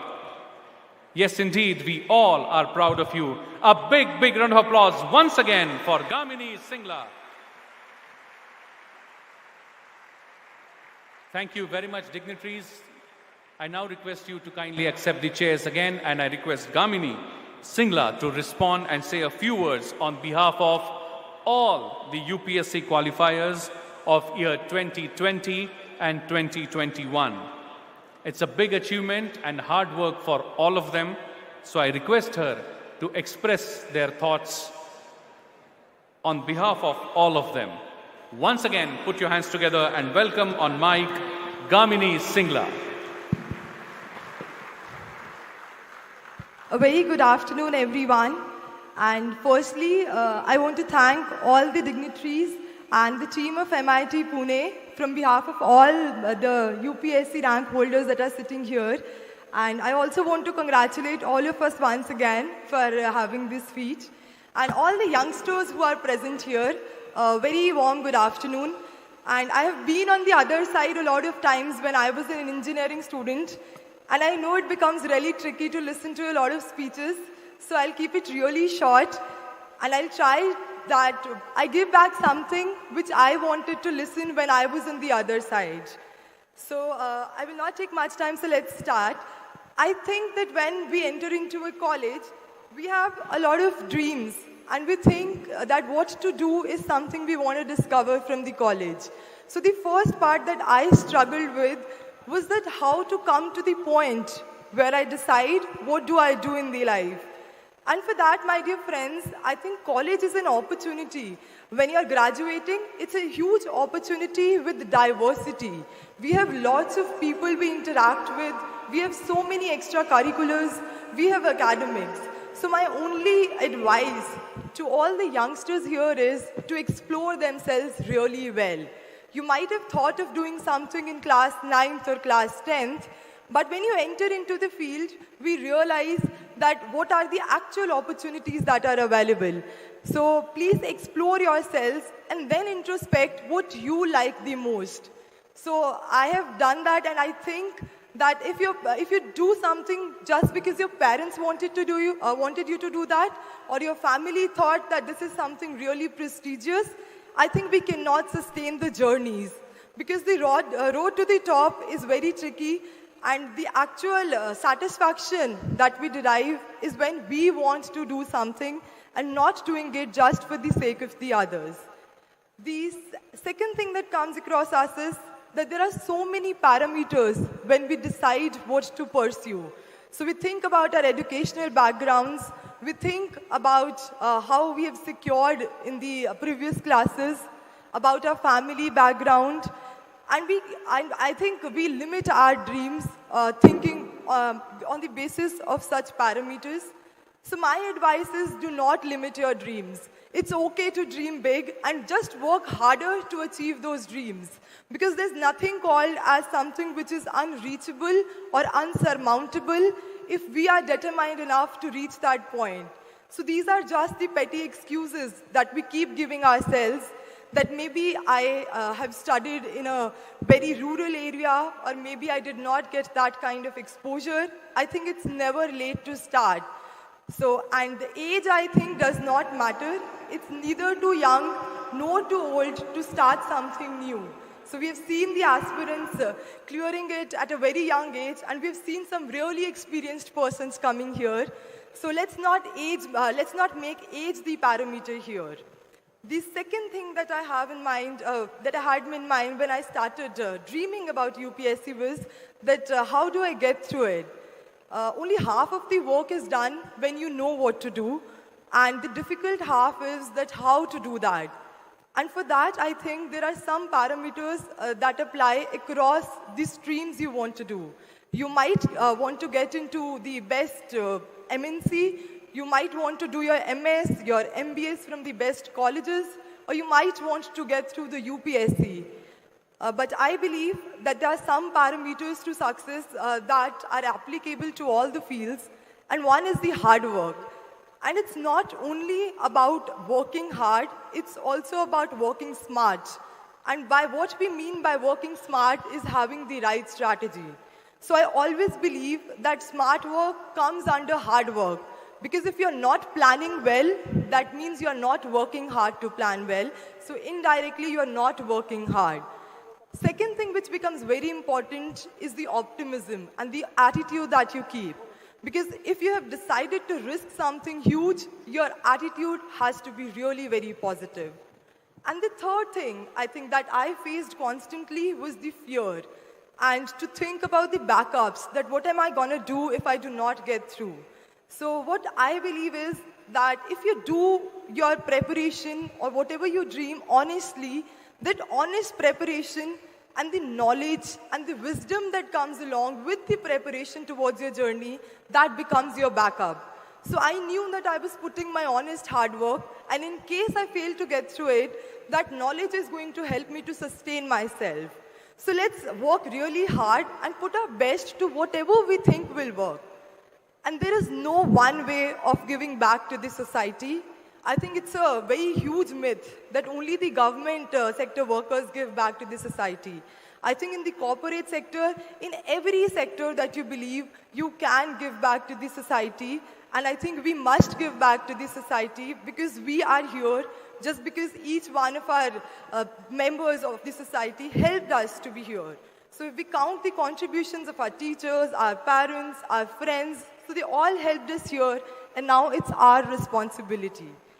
A very special message for the girls here. I think that it is not important who your father is or how much your husband earns. It's very important to be financially independent and to do something for yourself. So just seek your identity, be independent, and do not restrict your dreams. Because I have learned that if we respect our dreams, others will respect it. The zeal with which we work, others will support us with the same zeal. So if you say that I'm okay with you not letting me study and making me do the household chores, everybody will do. But if you take a stand that I'm not okay with doing that, I think everybody will have to come to support you because there is no other way left.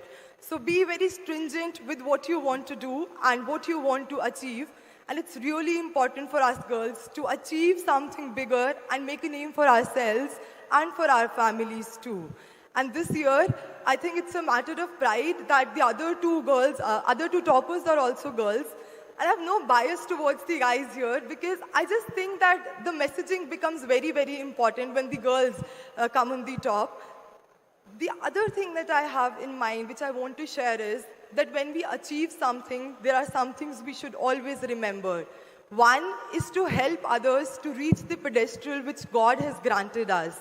Second is to keep seeking the blessings of everyone who made us come to this journey.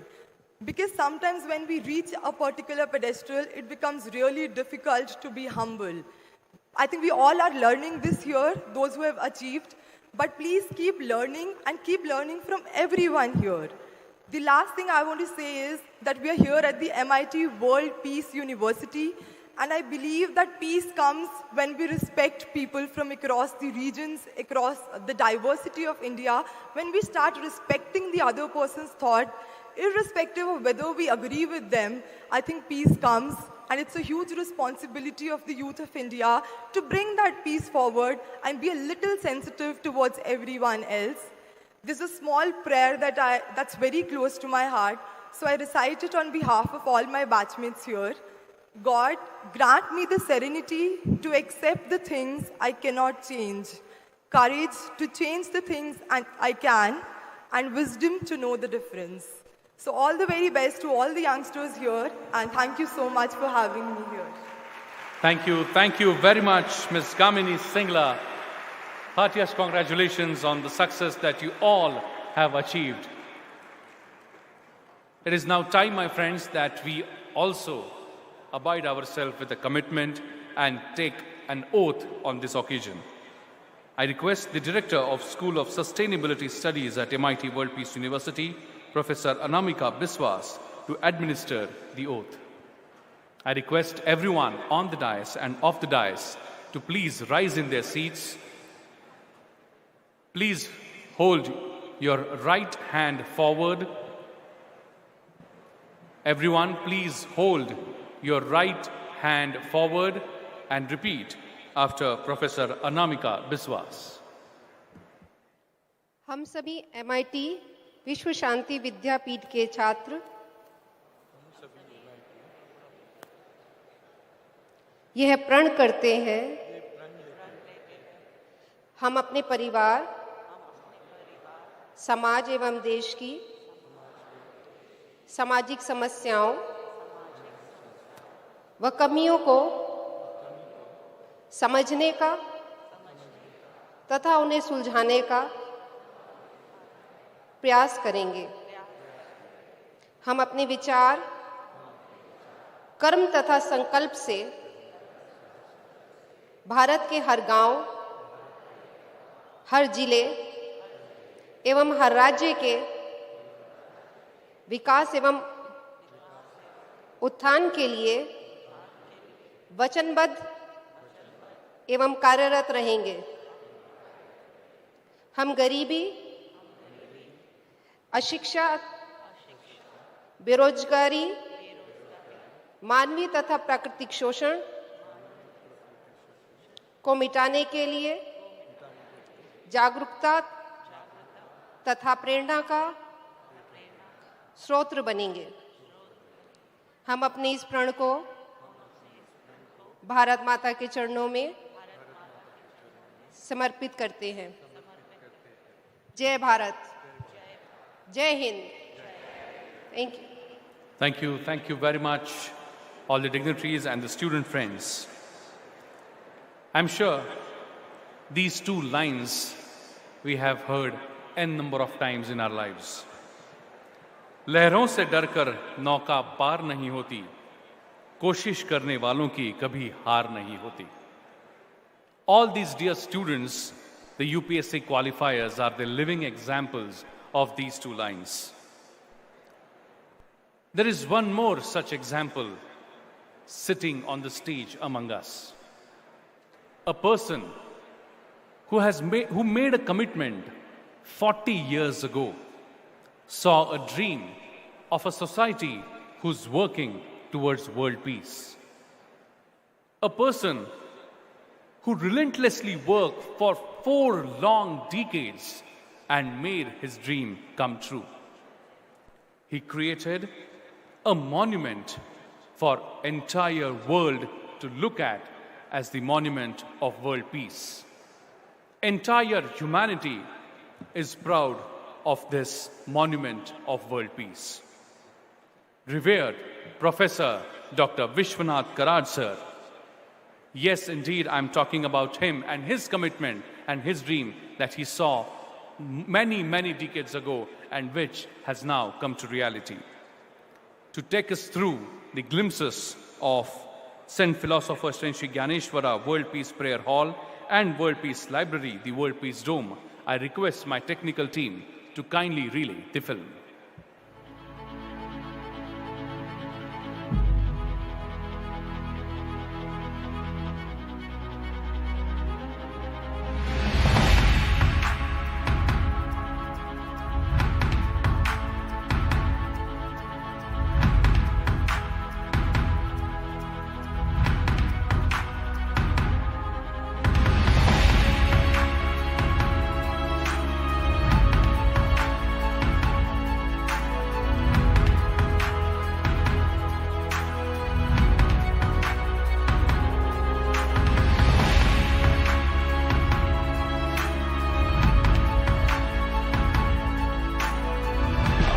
इक्कीसवीं शताब्दी में मेरी भारत माता विश्व गुरु बनने की काबिलियत रखता है. It will become a विश्व गुरु in the 21st century. उसका छोटा सा उदाहरण, छोटा सा सिंबल यहाँ बन गया है, ऐसा मेरा मानना है. We have only 2 options. Either we live together or we perish together. It is in this context, this monument will stand. We look at this magnificent dome. To me, this is not just the biggest dome in the world. To me, this is the biggest idea, the biggest message to the world. This country has always propagated one thought, Vasudhaiva Kutumbakam, my dear friends. I must say that in the entire history after the independence since 1947. This is one of the unique steps towards the contribution of universal humanity.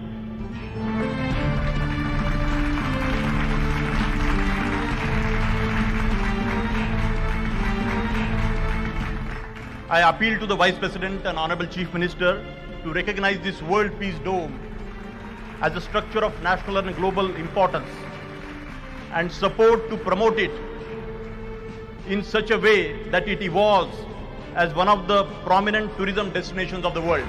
We should remember and respect like Professor Vishwanath Karat and millions of people like that, and remember the great service they have done.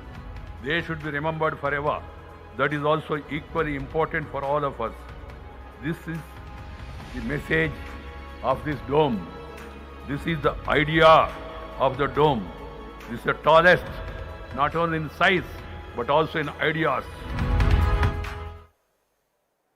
Please put your hands together and welcome with a big round of applause the founder and chief patron of Myers MIT and president of MIT World Peace University, and the one who saw the dream and made it a reality, the philosopher Sensei Gyaneshwara World Peace Prayer Hall and World Peace Library. Please put your hands together and welcome with a big round of applause, my friends, the UNESCO chair holder, revered Professor Dr. Vishwanath D. Kara.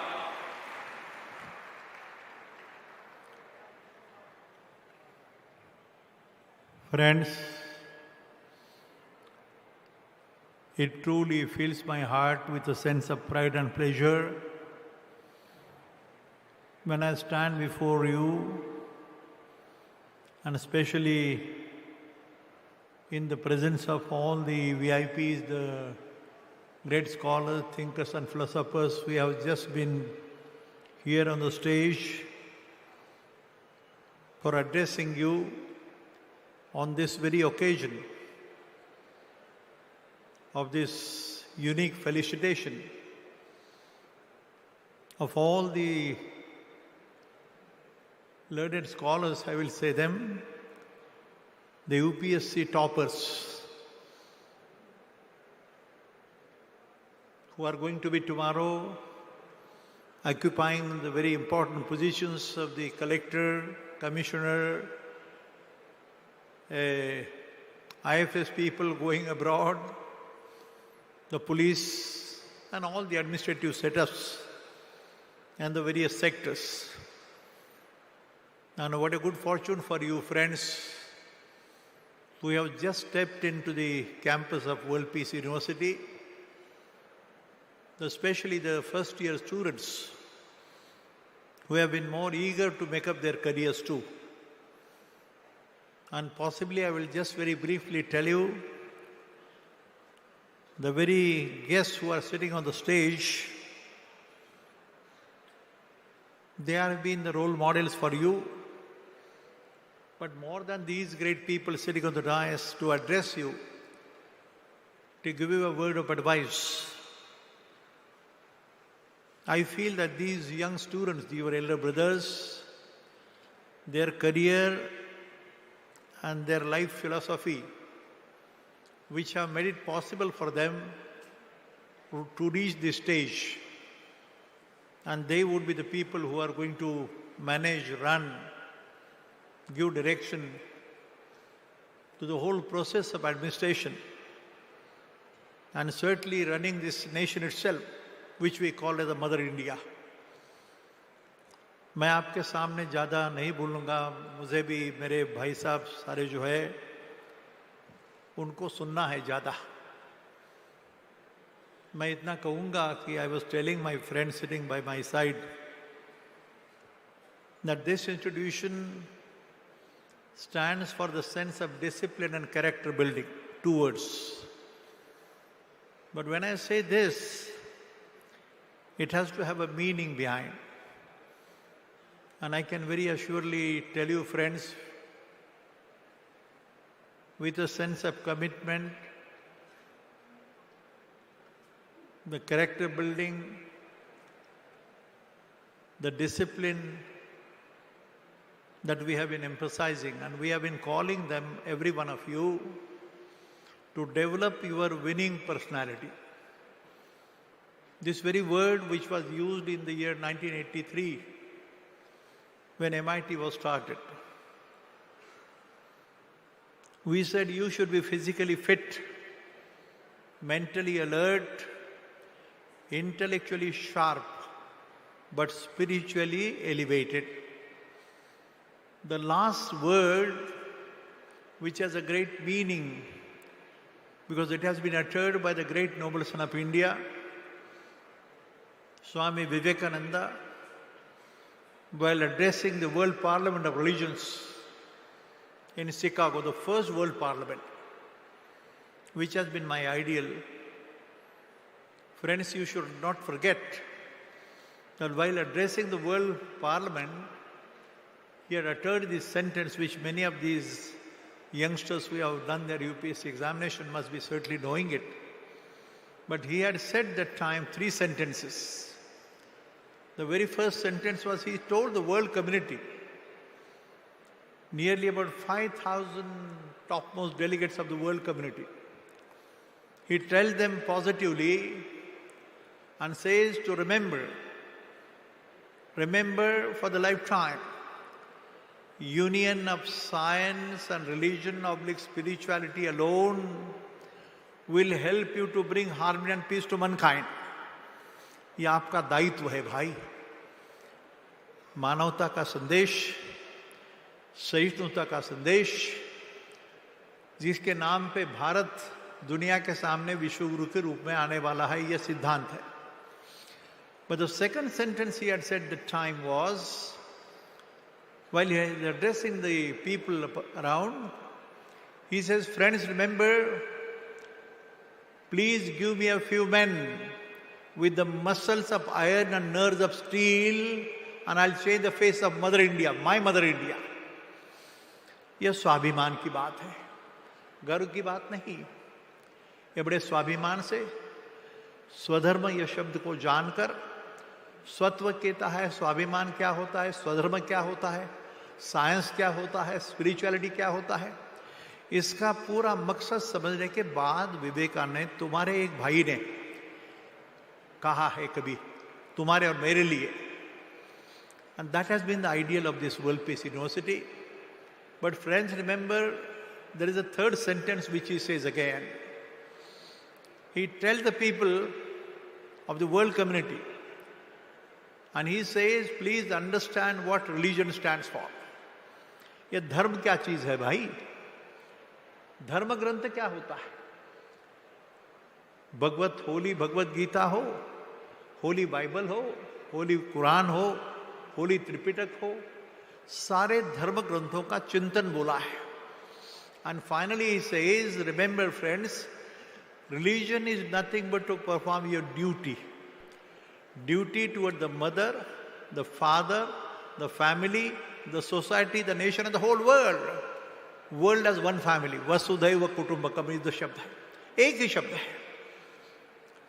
बड़ी सरलता से, with all the logic, philosophy and a scientific basis, these words have been uttered by your own brother in 1893. And thereafter, the same noble son, your own brother, friends, he says to the world community again in 1897. When he tells the world that time, we were under the clutches of the British.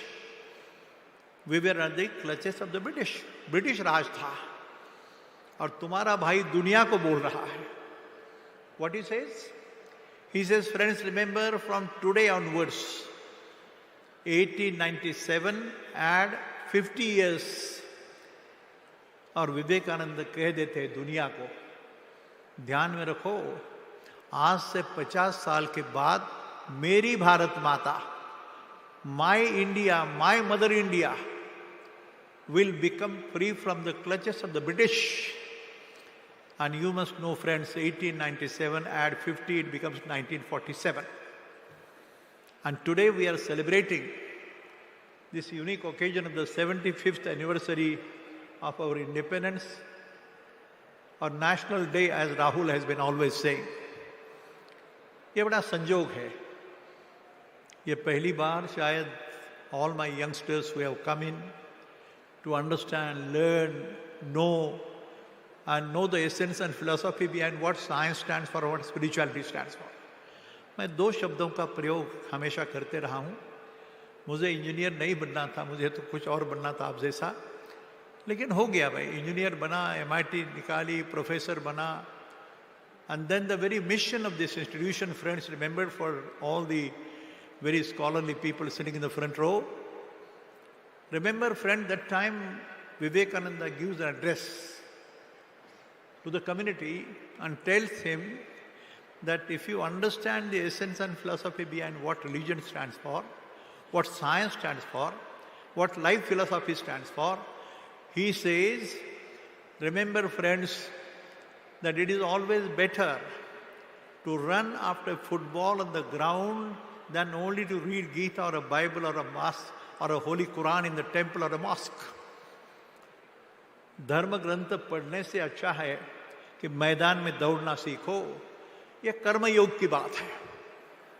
This is your duty, remember, friends. मैदान में उतर के you must run after football. यह कर्मयोग का सिद्धांत है. कोई आप मानो या न मानो, being a professor of engineering, I do understand what is Google, what is Facebook, what is IT, what is computer, artificial intelligence. These are the new words, new versions. But remember, friends, again you are another great noble son, your brother, which this institution always tried to address. And there is a firm belief with all the scientific innovations and discoveries, ये सच्चाई है भाई, ये सिद्धांत है, scientific सिद्धांत है. अध्यात्म का मतलब अंधश्रद्धा नहीं, ध्यान में रखो. मैं आपसे as a professor, as a principal, as a director I am telling you, अध्यात्म या अंधश्रद्धा नहीं, ये तो जीवन का सिद्धांत है. और ध्यान में रखना, यही जो भाषा है ना, तो we have in this campus philosopher Sant Dnyaneshwara to Albert Einstein. ये प्रयास है. ये I am using a very typical word. I wrote this article 30 years back, based on which this institution functions, and this very unique function of felicitating you toppers with a hope and expectation that you are going to run the society. Rather, I should not say, I have no comments on the political aspect of it. The ministers, the elected representatives may have the authority, but to show the direction is your job. You are the people. To say right or wrong, to stand firm and erect. Remember your own mother and father when you do your duty. And remember, ध्यान में रखना, बाकी तो दुनिया का तमाशा बहुत बड़ा है, लेकिन you are the people, if you remain firm and with a full conviction, courage and determination, that this is right, this is wrong. Mother India will become a Vishwa Guru in the 21st century, ये जो कहा है, इसके पीछे कोई मकसद है भाई. और ध्यान में रखना, ये भारतीय संस्कृति, भारतीय तत्वज्ञान, भारतीय परंपरा, अभी जो छोटा डोम का एक सिंबल दिखाया, I am not the maker, I am just an instrument. ये कैसे बना, जिसको आर्किटेक्ट नहीं, प्लानर नहीं, डिजाइनर नहीं, कंप्यूटर नहीं, बना है भाई, इवॉल्व हुआ है, बड़ी लंबी बात है. लेकिन you belong to that family now. This is a MIT World Peace University family है. ये घर है, और घर के आप सपूत है भाई, ध्यान में रखो. कन्या के बारे में कहा जाता है कुलीन कन्या हो. बेटी कैसी हो? कुलीन हो. और सुपुत्र कैसा हो? कि जो दुनिया में एक नया दिशा दिखाए. ये बेटे की अपेक्षा होती है, तुम्हारे माता पिता कोई गरीब हो, कोई अमीर हो, लेकिन ध्यान में रखना, they are waiting for you to really show something different. और दुनिया को रास्ता दिखाने के लिए मेरा बेटा आ गया, मेरी बेटी आ गई. ये सारा चिंतन यहाँ बोलने का मकसद इतना ही है कि ये ओकेजन बड़ा लगे. जरा चारों तरफ देख लो, ये तिरंगा जो देख रहे हैं ना आप, इवन ऊपर, कितना फॉर्चुनेट है आप लोग कि 75th एनिवर्सरी आने वाली है परसों के दिन. This is on the eve of the 75th anniversary, जो भारत माता की स्वतंत्रता की एनिवर्सरी है. और our own Prime Minister, who has a vision, who has an understanding, a far-sighted vision to make this country really a role model for the world to follow. मैं एक बात भूल गया कि संत ज्ञानेश्वर के बारे में मैंने जो कहा, एक ध्यान में रखना भाई, 16 साल की उम्र है. क्या उम्र है? Only hardly 16 years of age.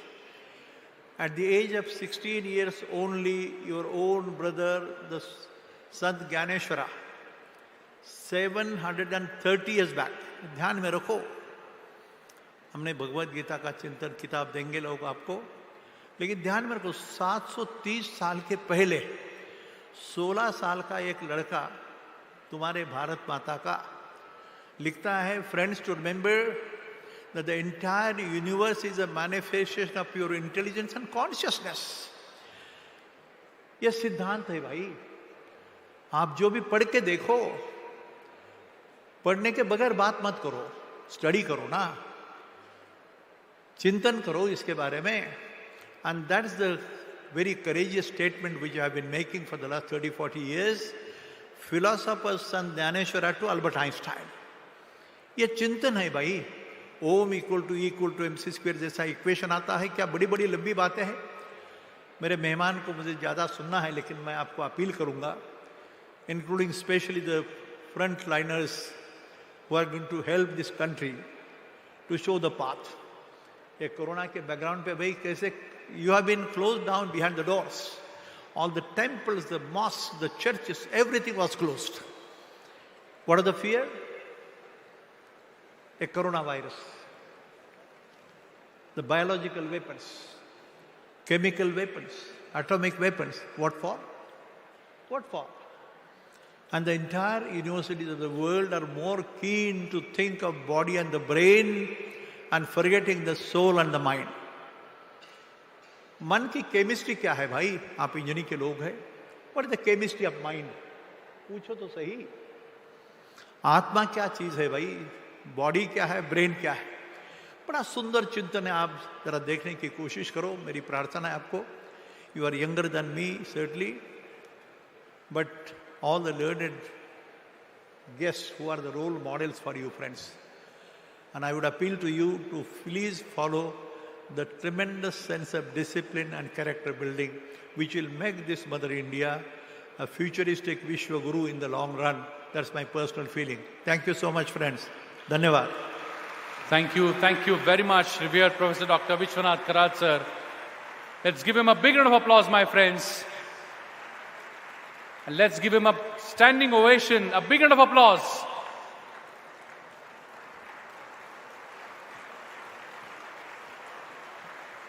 For his commitment and dedication for last 4 decades.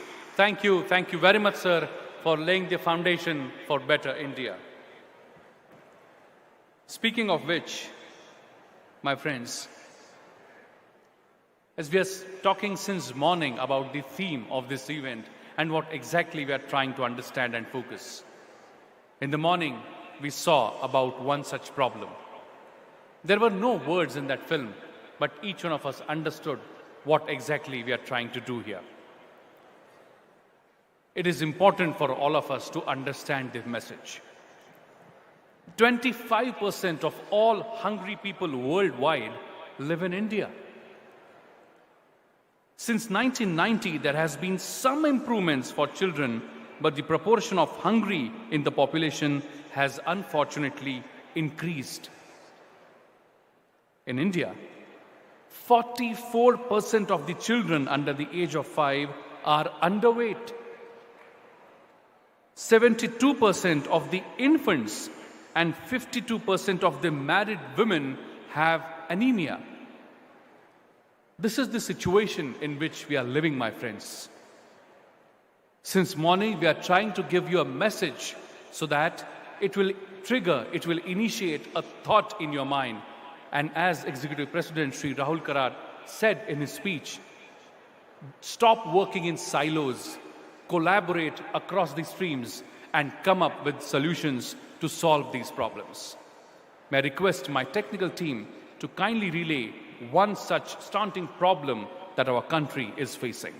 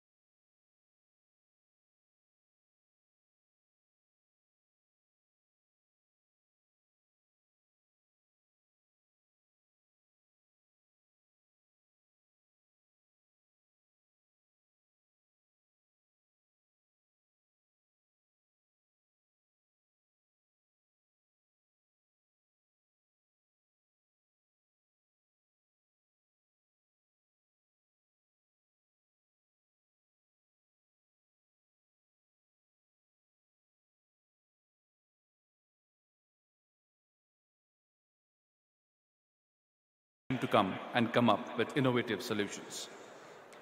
Now it's time when I invite the special guest of honor of today's session, Advocate Manjula Dasji, to address the gathering. But before I do that, I request my technical team to kindly relay a small introductory film.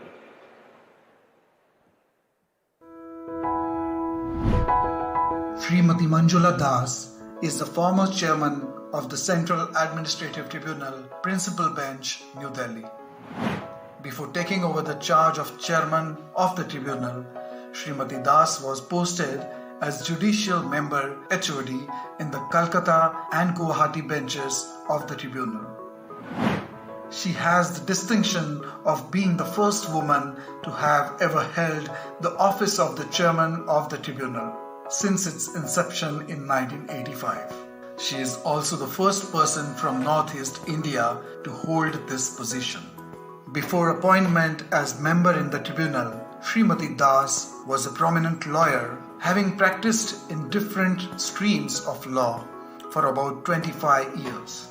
She practiced as an advocate in different high courts, besides the Guwahati bench of the tribunal.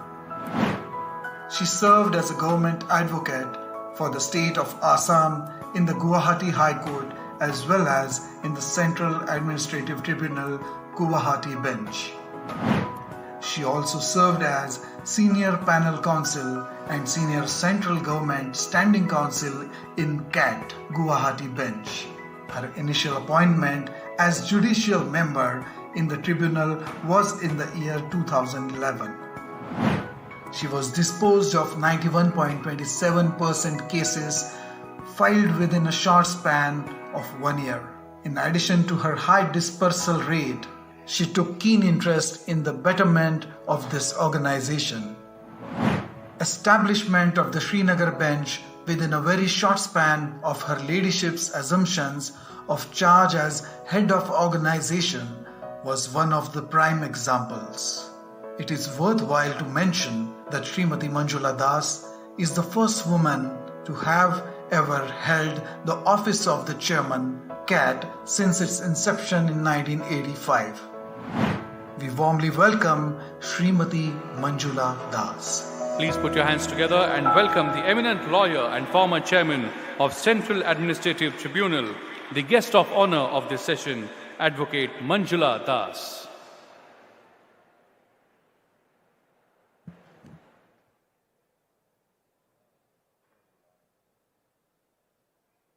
Very good evening to all of you. Professor Dr. Vishwanath D. Karat, founder and chief patron, Yes Meet Pune, President, MIT World Peace University, Sri Rahul B. Karat, Managing Trustee and Executive President, Meet and Executive President, Meet MIT World Peace University, Sri Yashvardhan Kumar IFS Richard, Chief Information Commissioner of India, Chief Guest, Dr. P.P.K. Ramacharyulu, Advisor, Rajya Sabha, Secretariat and former Secretary General, Rajya Sabha, Sri Ramphal Pawar IPS retired, former DG and Director National Crime Records Bureau, and distinguished guest, UPSC qualifiers of the UPSC Civil Services Examination 2020 and 21, ladies and gentlemen. This is indeed a matter of absolute pride and honor to get this opportunity to be with all of you today, and I am privileged to address this august gathering. I'm glad to know that this is the 13th year of national level felicitation ceremony of Qualifiers UPSC Civil Services Examination. On this occasion, I congratulate the MIT School of Government and more particularly founder Sri Rahul Vishwanath Karat and Rahul Karat for successfully conducting such a key felicitation ceremony of the UPSC qualifiers. I am told that every year UPSC qualifiers from all corners of India assemble at MIT World Peace University for eagerly awaited felicitation ceremony before joining their respective trainings, and that till date more than 1,000 qualifiers have been felicitated. This is also an opportunity for all the aspirants who attend the felicitation program to get motivation to prepare for a civil service exam and pledge for nation building by taking inspiration from the qualifiers. I am very pleased to get this opportunity to talk to the UPSC qualifiers. My best wishes to all the UPSC qualifiers for their selection to the most of coveted service of the Government of India. A short my life journey for inspiring to others.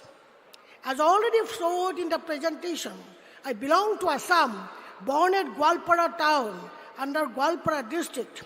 My father, Late Hari Prasad Das, was a senior banker in Central Bank of India. On the request of the then Chief Minister of Assam, Late Bimla Prasad Chalia, he came from Central Bank of India, Calcutta, and joined in Assam Cooperative Bank at Guwahati. Due to his perseverance, many branches of the said bank were opened throughout the Assam. He is retired as the Managing Director of the said bank. He was the first Assamese holder of the Certificate of Associate Indian Institute of Banks, that is called CAIIB, from Pune. I, along with my siblings, were educated in Guwahati. All my siblings are highly educated and well established due to the grace of God as well as sacrifice and hard work of my parents. I got married in 1994 to a doctor. He had a brilliant academic career. In 1974, he was selected as Registrar of the Guwahati Medical College and Hospital as first rank holder in order of merit by the Assam Public Service Commission. He retired as a professor and head of the Department of Obstetrics and Gynecology, GMCH. We are blessed with 2 children. My daughter is an engineer and obtained MS in engineering from the Northwestern University, Chicago, USA. She got married to a boy who is also an engineer with higher degree of MBA from Michigan University, USA. Now they settle at Chicago, USA. I'm also blessed with a granddaughter of 3 years who already started preschooling in USA. My son is practicing advocate in Guwahati High Court and doing well in his profession. The initial days in my profession was very tough. Litigants were very hesitant to keep brief of their cases to new lawyers, more particularly to the lady advocates. During those times, female lawyers were very few in numbers, yet I took the risk to take the legal profession. At that time, I was newly married. We had very limited income. We did not have our own house, vehicle. For years, we were living in a rented house. I traveled in rickshaw to go to court. Though a renowned gynecologist of Guwahati, my husband refrained from doing private practice and had to support my in-laws' family, support studies of his brothers and sisters. And hence I had to face financial hardship, and with meager income, we had to manage the family. In addition to being a practicing advocate, I had also played the role of wife and a mother of 2 blessed children. During those initial periods, it was very difficult to manage affairs of the family and household works, but my mother, Joymoti Das, helped me a lot. After school hours, she used to take care of my children in her house, as my father, though retired, service as chairman in so many banks up to the year of 75 years. My children are successful in their education, and above all, they are good human beings. My heartfelt gratitude to my parents for imbibing human values in our children. As already said, initial time in the profession was very tough. But I did not give up. I was persistent and determined to succeed in my profession with the moral support of my father, cooperation of my husband, and sacrifice of my 2 children. Within a very short span of time, I could establish myself in my profession. Strong determination and willpower coupled with hard work and dedication being success in our life. Many of us know that the Central Administrative Tribunal was established under Article 323 of the Constitution of India to adjudication of the disputes and complaints with request to the recruitment, and condition of service of persons appointed to the public services and posts in connection with the affairs of the union or other authorities under the control of the government of the service matters. All India services are also educated by the CAT. I am saying all these things because you all the qualifiers who are the who will serve under the government of India, and you will be, the original court will be the Central Administrative Tribunal. Whatever your dispute, that will be settled by the Central Administrative Tribunal. So, sir, then thereafter I'll say that in recognition of my experience more than 25 years, I was appointed as a judicial member of CAT in September 2011.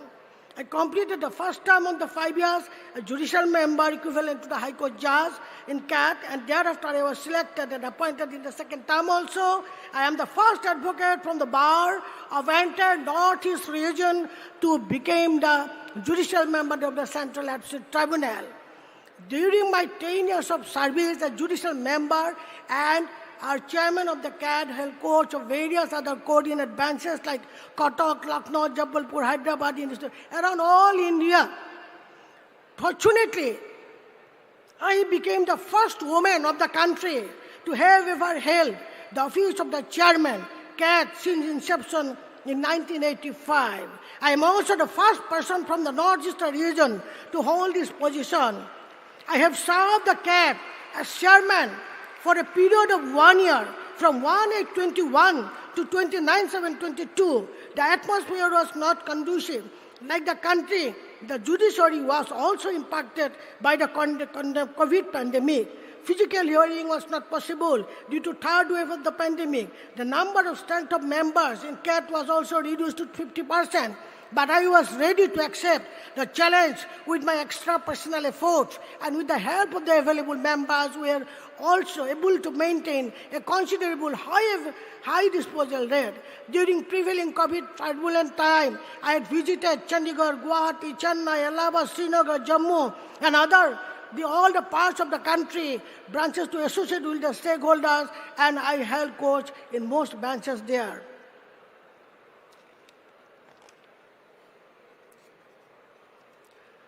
As I was associated with the Central Administrative Tribunal since the initial days, I developed a passionate love for this organization.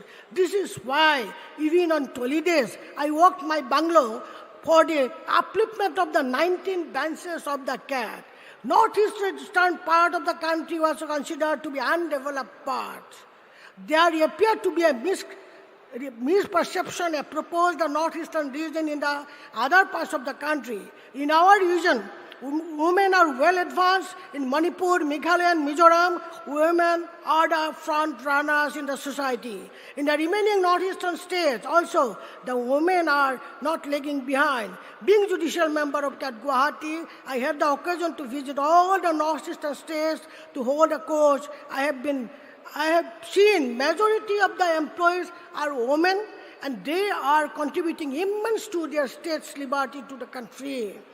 I have said all the above to all of you, not boast myself, but only for the sole purpose that all of you can relate.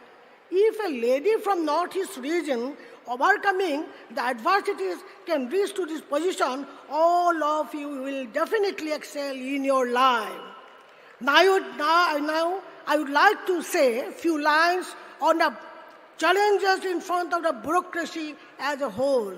The civil services system originated from British rule in India. Post-independence, the value of the civil services was de-emphasized by none other than Sardar, then India's first Home Minister, Sardar Vallabhbhai Patel. He described it as a steel frame which would hold united a partitioned, improvised, diverse, democratic country while also settling the wheels of the development in motion. Thus, ICS continued and was renamed as Indian Administrative Service. Now all the All India Service and other allied central services are the backbone of our democracy. The services career are full of opportunities and challenges. Undoubtedly, you are amongst the best talents of our country. You have come out with a flying colors in a very competitive examination. There is no doubt. in the abilities of our members of our civil services. Yet, in today's highly complex and specialist world, when our country is aspiring to become a 5 trillion economy, we need a modern, progressive, result-oriented bureaucracy. In the present scenario, bureaucracy is faced with many challenges. For example, according to me, the first and foremost challenge today for the Indian bureaucracy is the shift from desk to digital. Practices like keeping files, making a process of letters, putting up etc. that evolved during the initial period continues even in the present era of full-fledged computerization. It is the need of that our bureaucracy shifts from desk to digital to make the easier for the public. Second challenge is bureaucratic red tapeism, which considerably delay the whole process for decision-making process till its implementation.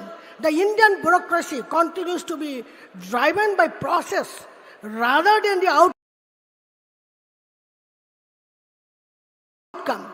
If the bureaucracy exists to serve for better initiative in policy formulation, though the civil services officers enjoy certain protection from our constitution, yet we see at times political interference in their functioning. Civil servants at the regional level have to work coordination with the political executives. The political executive, for the sake of fulfilling the populist demands, influence the functioning of the bureaucracy, which sometimes leads to issues like corruption, arbitrary transfer of honest civil servants. The tendency of the political executive to prefer loyalty over efficiency in selecting civil servants to higher posts has impacted their morals, which ultimately can lead to institutional decline. So, desert administrative reforms.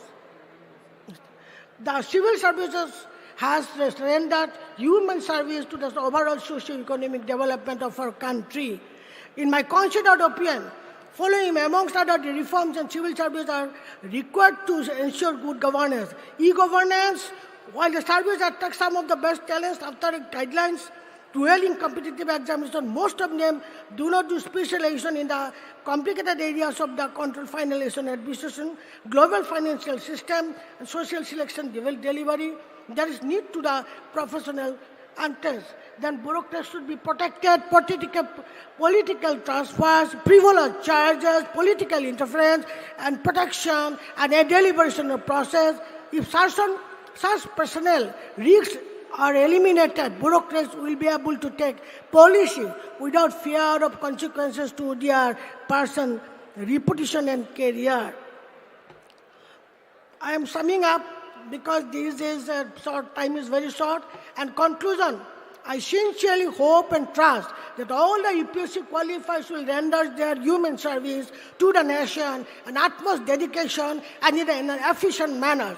Always remember, only because of you are meritorious, you are not selected, but there is always the blessings of Almighty who has given this opportunity to serve in greater interest of the people of the country. So please don't say yes sir to your boss when there is a wrong and not according to the rule of law. In the prison milieu, I have experienced that some senior officers keeping mum when there is wrong. They said yes sir to their bosses even when there is a wrong. If such decline is allowed to escalate, our civil service will doom, which may cripple our democracy. So responsibility lies in your able soldier to do something good for our next generation. Please be upright officer. Don't bend yourself to the ulterior motive of superior executive, be that political or anybody. Take pride in the large service to the nation. I also expect that all the UPSC aspirants qualify the UPSC Civil Services examination in near future and able to contribute the nation in the best possible manner. My love, affection and blessings are all with all of you. May all succeed in your life. Thank you very much. Thank you very much, Advocate Manjula Dasji. Thank you very much for a strong and important message that we should keep our wisdom and understanding alive and not to agree to every instruction that we receive it. Thank you very much, ma'am. Next, we have among us the retired IPS and former DG and the Director of National Crime Records Bureau, NCRB, Ministry of Home Affairs, Government of India, the guest of honor of this session, Shri Ramphal Pawarji. But before I invite him to address the gathering, I would like to request my technical team to kindly relay a small film. Shri Ramphal Pawar is a graduate from IIT Kanpur, where he did his BTech in 1984. He joined IPS in 1988.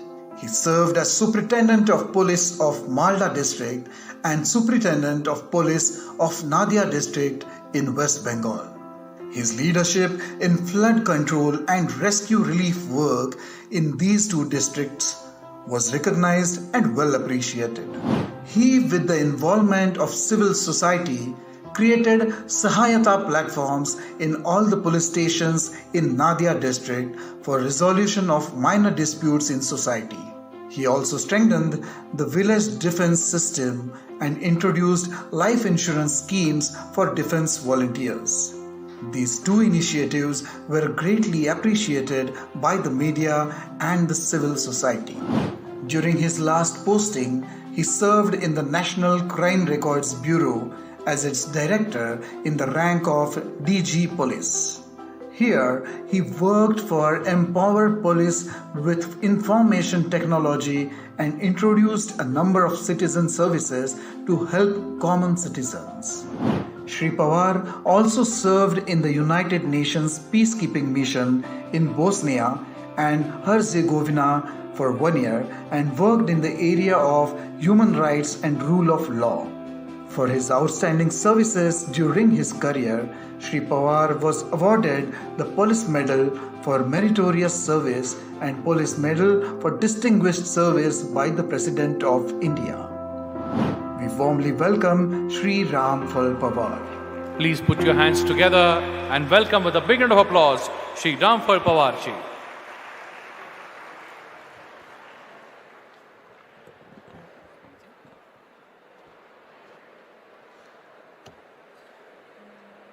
मंच पर उपस्थित सभी महानुभावों को मेरा प्रणाम। आप सभी यहाँ स्टूडेंट्स और civil servants, budding civil servants आए हुए हैं, उन सबको भी मेरा नमस्कार। आज सिविल सर्वेंट्स जो नए आए हैं, दे वर फेलिसिटेटेड सो वार्मली। मैं यशवर्धन साहब के साथ बात कर रहा था कि हमें भी शायद लेट पैदा होना चाहिए था ताकि हम भी आकर के यहाँ पर कुछ ऐसा ही हमारा स्वागत होता। Anyway, that was on the lighter side. मैं अपने कॉम्प्लीमेंट्स देना चाहूँगा to the MIT World Peace University and reverend professor doctor Vishwanath D Karad और उनके एबल स्पुत्र श्री राहुल कराड जी को कि इतनी अच्छी उन्होंने ये परंपरा शुरू की है।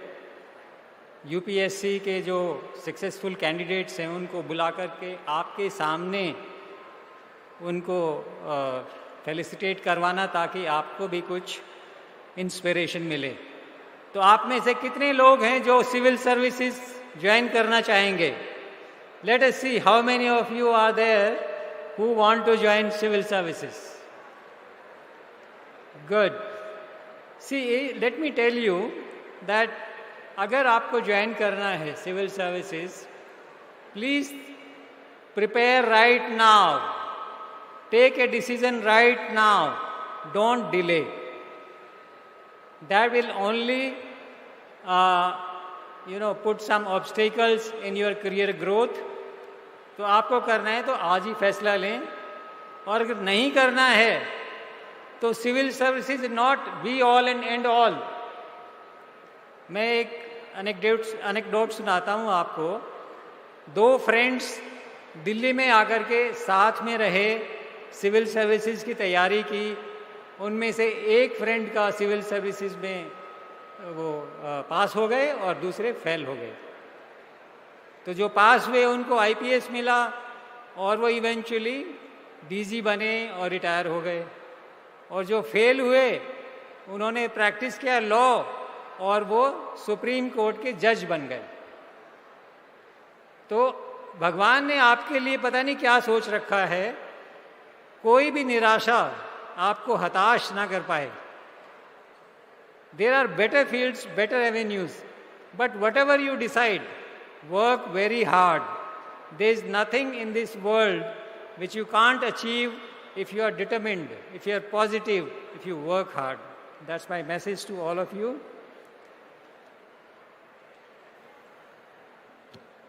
जो सिविल सर्वेंट्स नए नए हैं वो पॉलिसी मेकिंग में I am sure they will be called upon two contribute to do a bit. Remember, you have to have a connect with the people, with the masses. कहते हैं ना कि ivory towers में बैठ करके policy banana will not work. You have to understand the pulse of the people. Remember Gandhiji's Dandi March. It was based on salt because salt connected with the common man. It resonated, the whole movement resonated in the hearts and minds of people because he could connect with people. Policy बनाते वक्त आपको उनका जो टालिस्मैन है वो याद रखना चाहिए। उन्होंने कहा था, whenever you are in doubt or when the self becomes too heavy on you, जो कि आपके ऊपर होने वाला है. I was talking of trappings of service. This is one of the trappings of service. कि self becomes very heavy on us. We think we are be all and end all. We have passed an exam, so every power is with us. No. You have been given this service to serve people, to serve the mankind. So, telling what Gandhiji said, if you are in doubt, recall the face of the poorest and the weakest person, whom you may have seen, and ask yourself whether what step you are going to take is going to be of any use to him. That will set the priorities right. Swami Vivekananda ji जिनके memory में ये hall बना है, वो he had great faith in the power of youth, and also he wanted the youth to serve the mankind, to serve the people, to serve the downtrodden, to serve the poorest. He says, Bhagwan इन्हीं में है. God is in them only. So if you are serving them, you are serving God. एक चीज़ और, ये जो world peace centre और world peace के लिए बातें यहाँ इतनी इम्पोर्टेंस दी जाती है, ये बहुत ही इम्पोर्टेंट है. और मैं MIT और प्रोफेसर साहब को अपना साधुवाद देना चाहूँगा कि देखिए वर्बल एग्रेशन या हेट्रेड या वर्ल्ड में इतना बढ़ रहा है कि ये हम सब की जिम्मेवारी बनती है, चाहे वो सिविल सर्वेंट हो, चाहे नागरिक हो, to build trust and nurture peaceful societal values. We have to show brotherhood, to have a very positive atmosphere in whatever place or wherever we are. आप civil servants बड़े officer बनेंगे. It's so important to create positivity in the office. An ambience of fear or awe, will diminish the efficiency of the staff. You have to be very humorous, crack jokes, take people along, exercise synergy. That's how you will do better. People will contribute more and they'll remember you. If you keep scaring them, for the time being they'll respect you. But the moment they go out, किस तरह का साहब है, हमेशा गुस्से में ही रहता है, लगता है घर से लड़के आया है.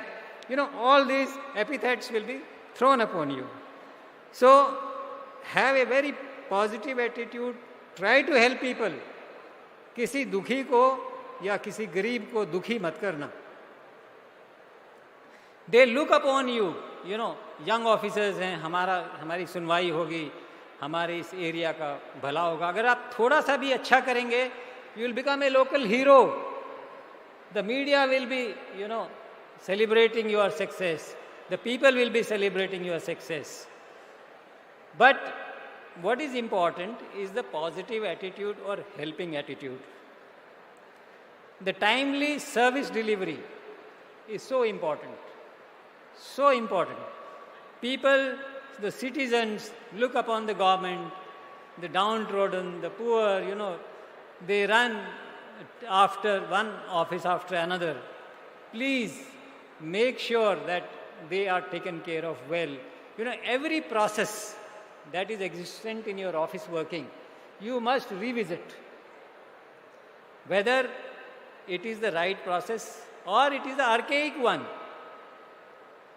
बहुत पुराने समय से चली आ रही है, उसकी कोई रेलिवेंस भी नहीं है, फिर भी वो चली आ रही है, क्योंकि किसी सीनियर ऑफिसर ने ध्यान ही नहीं दिया कि whether it's relevant still or it needs to be phased out. So my advice to the young civil servants is, please revisit every process, do re-engineering. अगर उसकी ज़रूरत नहीं है तो चेंज करिए या हटा दीजिए.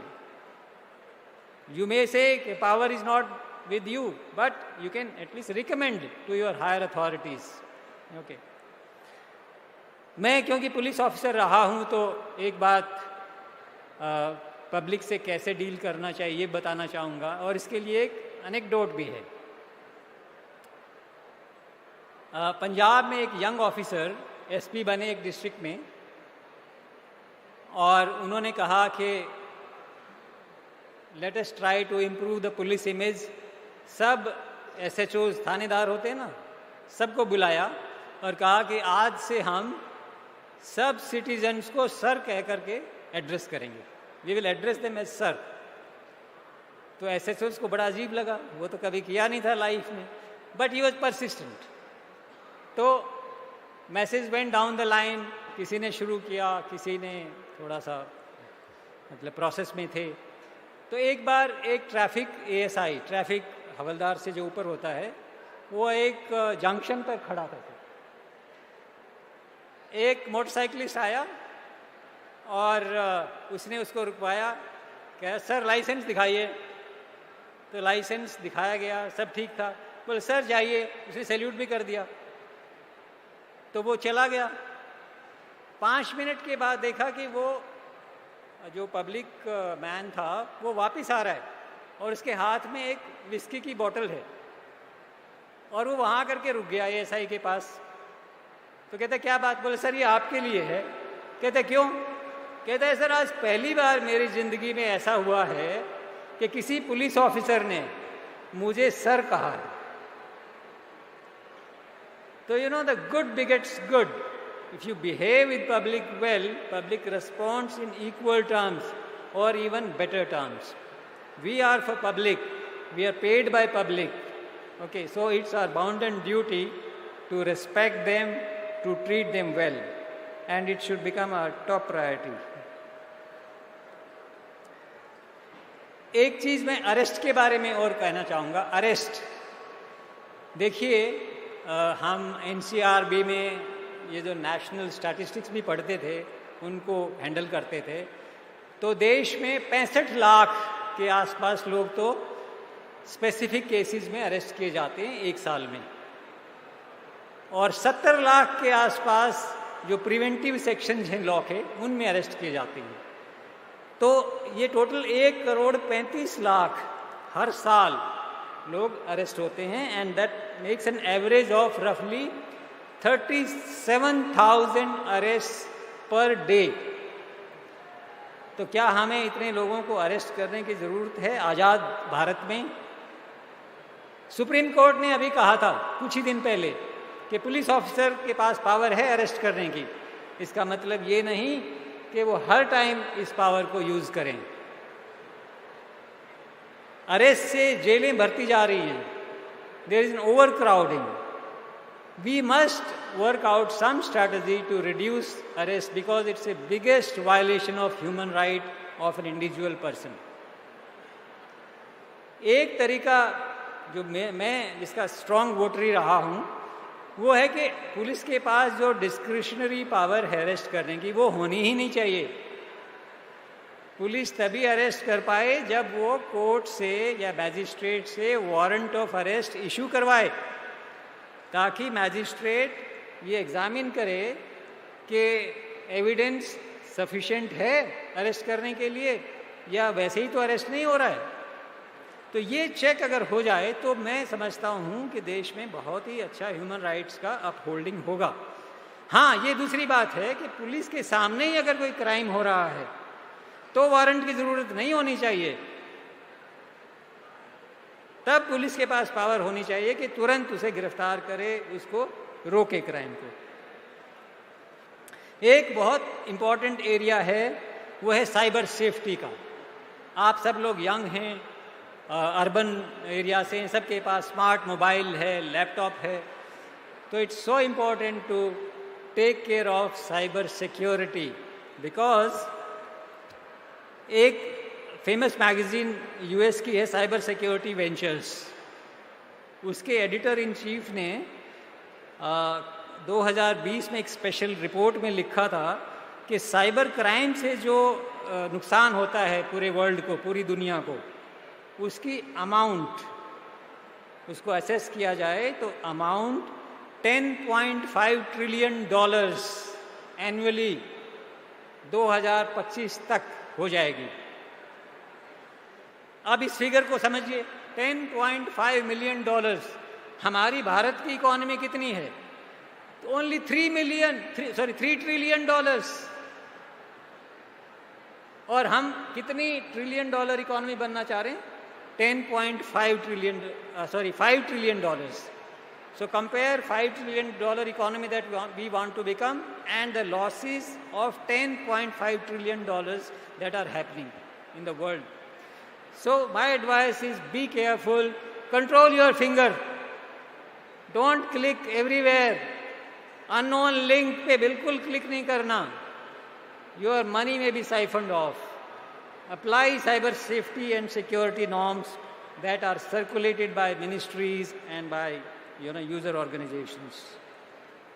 ट्रैफिक मैनेजमेंट एक और बड़ा इम्पॉर्टेंट प्रॉब्लम आज भी है और दुनिया में और बड़ा होने वाला है।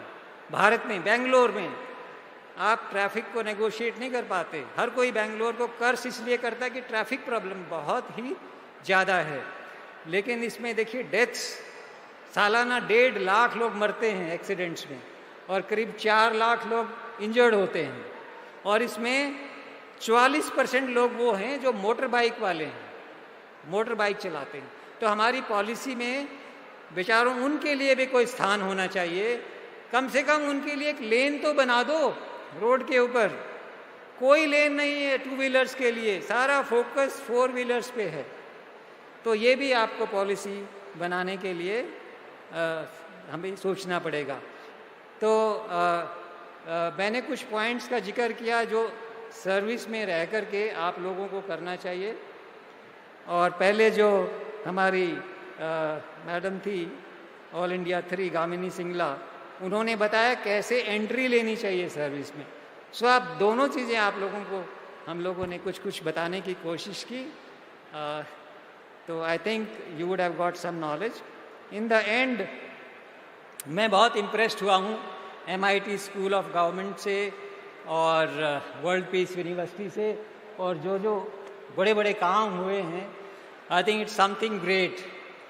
We can proudly say that we have a leader, we have an educationist, we have a thinker in mister Vishwanath ji, and so proud of his achievements in a very short time. I thank him and also Mr. Rahul for giving me this opportunity to speak before you and to be present here. I convey my compliments to all of you on our 75th Independence Day. Our heartfelt homage also to the great men and women through whose sacrifice we gained our freedom. Jai Hind. Thank you. Thank you very much, Shri Ramphal Pawar ji. Thank you very much for your guidance. It's now time when I invite the chief guest of honor of this session to address the gathering. Advisor to Rajya Sabha Secretariat and former Secretary General of Rajya Sabha, Dr. PPK Ramacharyulu ji. But before I invite him to address the gathering, I request my technical team to kindly relay the film.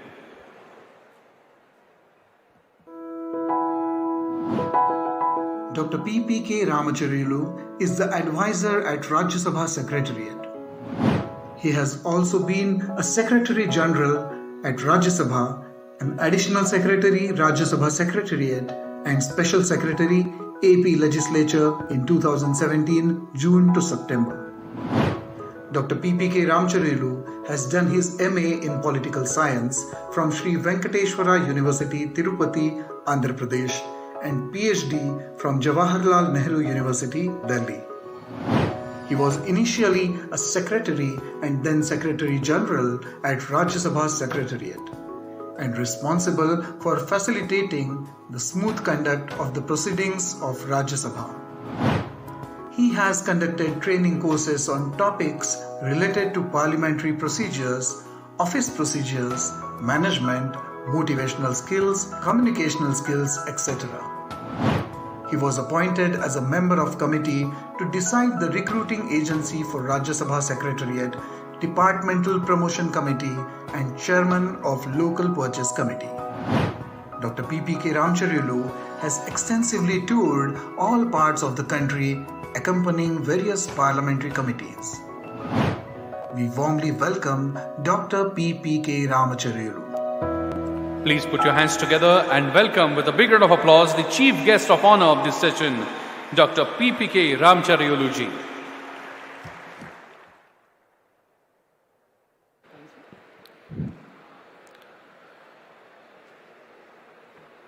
Acharya Professor Vishwanath Karad ji, Sir, Kautilya has made only one Chandragupta Maurya. You are making several Chandragupta Mauryas in the modern times. आपको कोटि-कोटि प्रणाम sir. Rahul Karad ji, Professor Bapat ji, Professor Chitnis ji, Sinha ji, Pawar ji, and Srimati Manjula Das ji, other dignitaries on the dais, teachers and staff and students of the MIT World Peace University, qualifiers of UPSC Civil Services exam of 2020 and 21, ladies and gentlemen, namaskar. At the very outset, I would like to congratulate all the qualifiers of Civil Services exams of 2020 and 21. It is really an exciting career of public service and wish you all a best of career as civil servants. I am really today excited to be in the midst of all of you in the remarkable gathering of the young, vibrant minds who are going to be the future civil servants of the country. I'm sure you all, as the young men and women on the threshold of entering the administrative service, will gain immensely from the discussions and discourses we are going to have in the university with faculty and the students in the MIT School of Governance, which is the nursery of future political leaders of India. As you all know, promoting participation of young people in political life is gaining priority worldwide. 1/3 of the 169 Sustainable Development Goals of United Nations pertain to youth.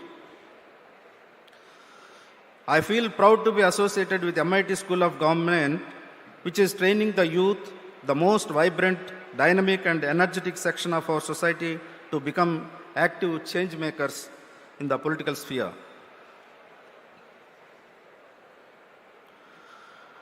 Considering the potential of the youth in the socio-economic transformation of the society, it is necessary that young women and men actively participate in the nation building efforts.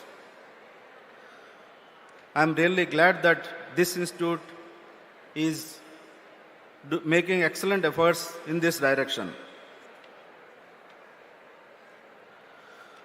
Albert Einstein once said, all of us who are concerned for peace and triumph of reason and justice must be keenly aware how small an influence reason and honest goodwill exert upon events in the political field. I firmly believe that all of you as future civil servants will use your reason and perform your duties with utmost sense of honesty and integrity. And ultimately, you can become influencers and change agents for the transformation of the society and for the development of the country. You all know, in our democratic system, power confers with the people through the representatives of the people, who are the political executive. As civil servants, you have to implement the policies formulated by the political executive, and implementing the public policies efficiently, honestly, and expeditiously for the welfare of society and development of the nation rests upon you, the future civil servants. Therefore, you are expected to diligently implement the policies and the legislations made by the political executive.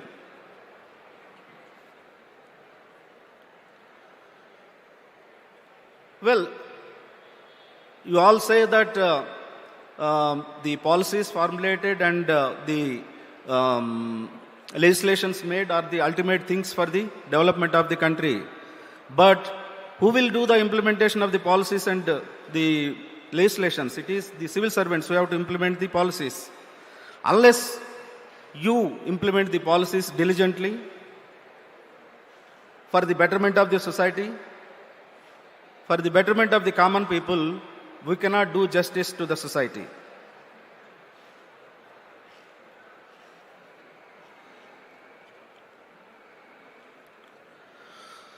Here I would like to mention what Sardar Patel said in his address to the probationers of the civil services in 1947. He said that it will be your bounden duty to treat the common men as your own. You should feel they are your own. Or he also said, to put it correctly, you place yourself amongst the common people. You try to feel what's going to be done when you implement a particular policy. When you take certain steps, what's going to be done? You should feel whether you are going to be benefited or not. The same benefit should go to the common people. So you will have to adapt yourselves to the democratic ways of administration. Sardar Patel advised the young probationers to maintain utmost impartiality and incorruptibility of administration. He also told them that a civil servant cannot afford to, I repeat, cannot afford to and must not take part in politics of any kind. Nor must he involve himself in communal wrangles. To depart from the path of rectitude in either of these respects is to debase public service and to lower its dignity. Similarly, no service worth the name can claim to exist if it does not have in view the achievement of the highest standard of integrity. And you know what Sardar Patel also said? He said, India today means then, 1947. India today cannot boast of an incorruptible service. He hoped that new generation of civil servants will not be misled by the black sheep in the fold, but would rather render their service without fear or favor and without any exception or extraneous rewards. This statement will apply even today also. I'm sure you can look forward to your future with trust and confidence if you serve in the true spirit of service.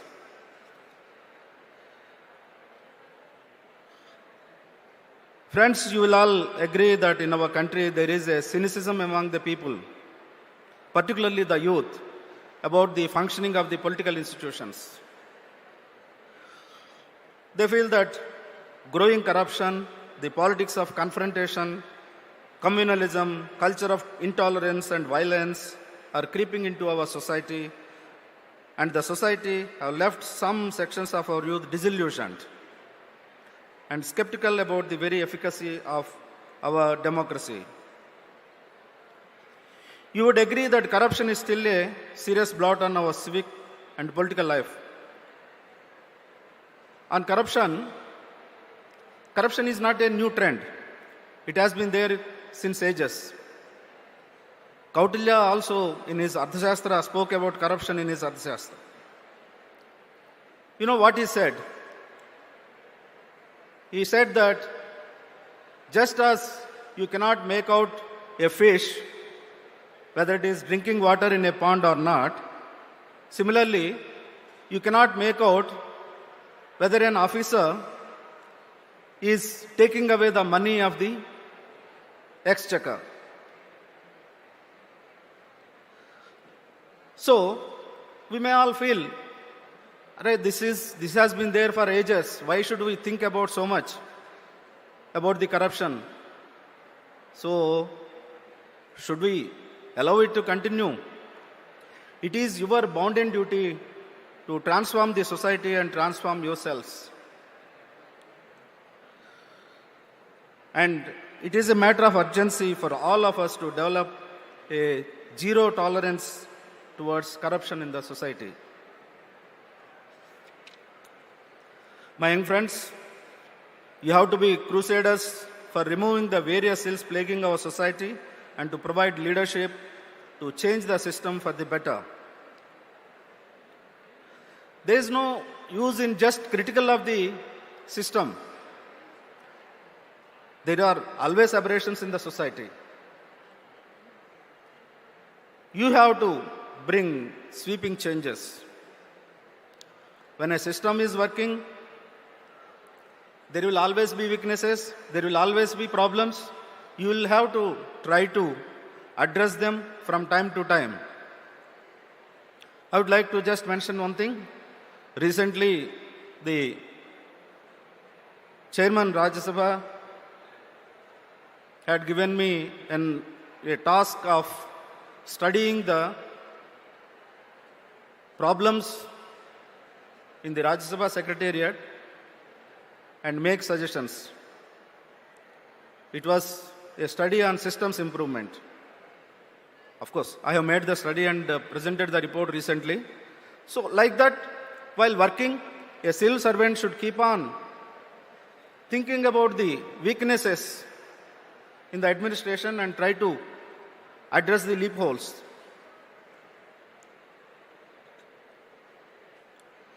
Several people criticize the democracy, but we cannot have any alternative now. Parliamentary institutions and parliamentary democracy have no alternative. Winston once said in the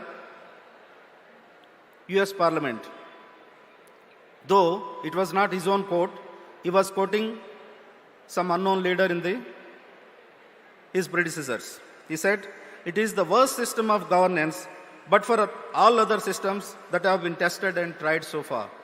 So, it is a worst system. Parliamentary system and democracy are the worst system, but we have to stay put with it. That means we have to make improvements and go along with it.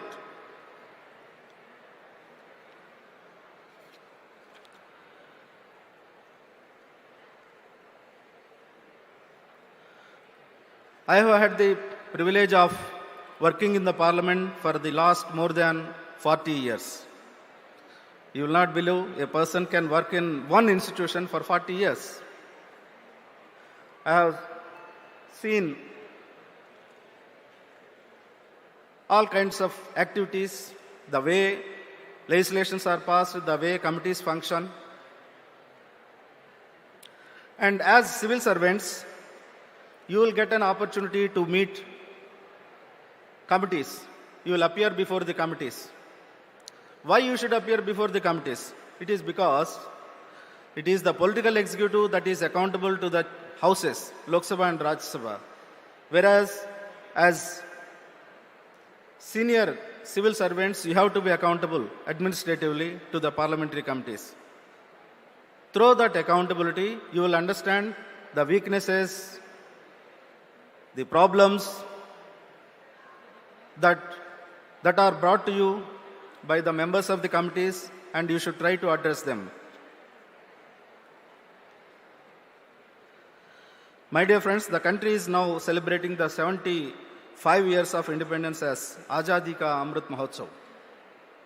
The students of history will recall the relentless and uncompromising struggle waged by young and revolutionary leaders like Bhagat Singh, Sukhdev, Rajguru, Khudiram Bose and others. Their ultimate sacrifice for the cause of freedom stands out as shining examples of self-service for the cause of this country.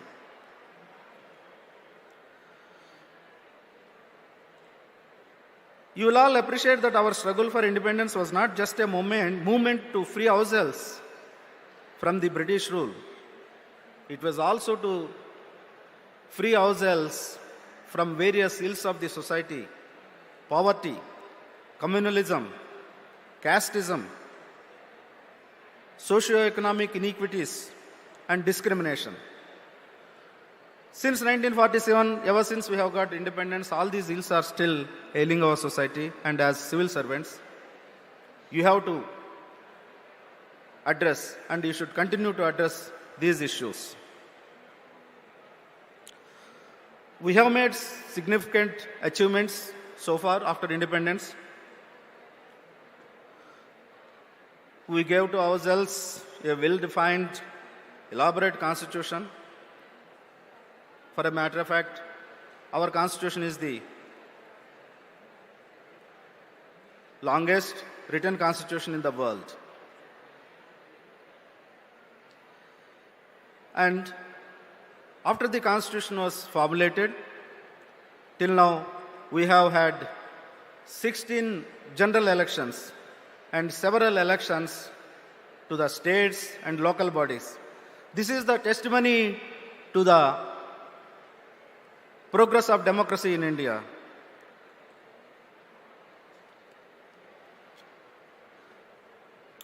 Over these years, we have also endeavored to improve the quality and content of our democracy by making it more inclusive, people-centric, and transparent. In spite of the substantial changes, achievements, and progress we have made, we still need to work hard, as more remains to be done to make India a truly developed and prosperous nation. We still have challenges to meet in the vital areas of education, health, infrastructure, among several others. So, as future administrators, as future civil servants, you will have to work on all these issues. I wish you all present here success and satisfaction in your chosen vocation. I would also like to commend the MIT School of Government for the unique venture to create a pool of well-trained human resources in the domain of electoral systems and governance. I'm sure these youth will become leaders committed to nation building, having a strong sense of national pride, democratic values, and empathy for common people.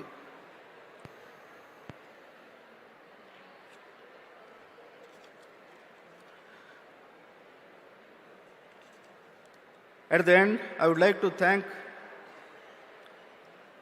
Acharya Professor Vishwanath Karadji and Rahul Karadji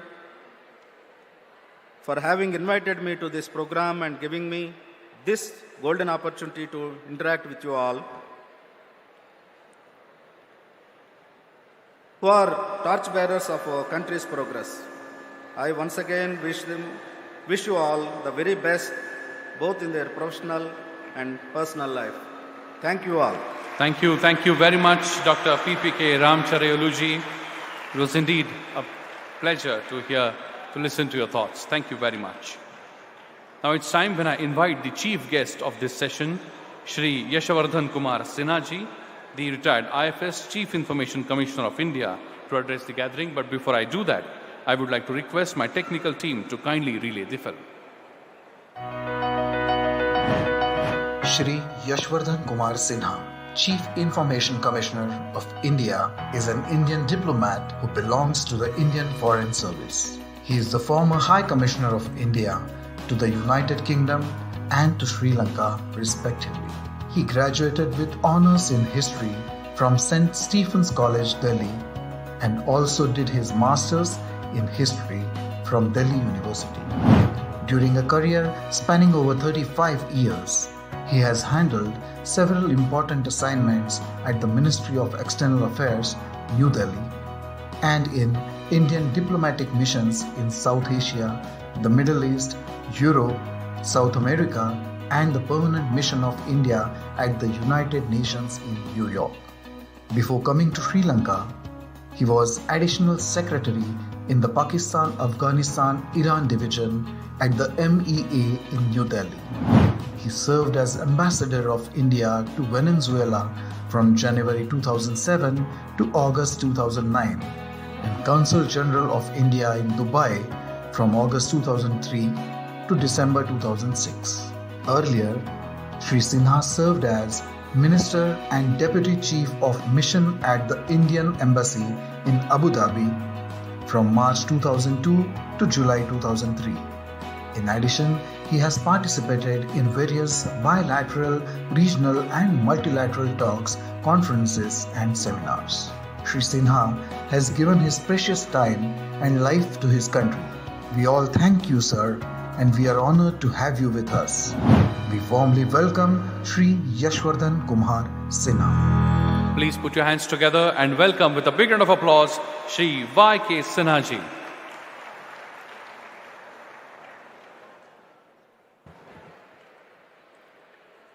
Professor Dr. Vishwanath Karadji, the founder of MIT World Peace University, Shri Rahul Karadji, the Executive President, Dr. Chitnis, the Vice Chancellor, senior faculty members, my colleague on the dais, Dr.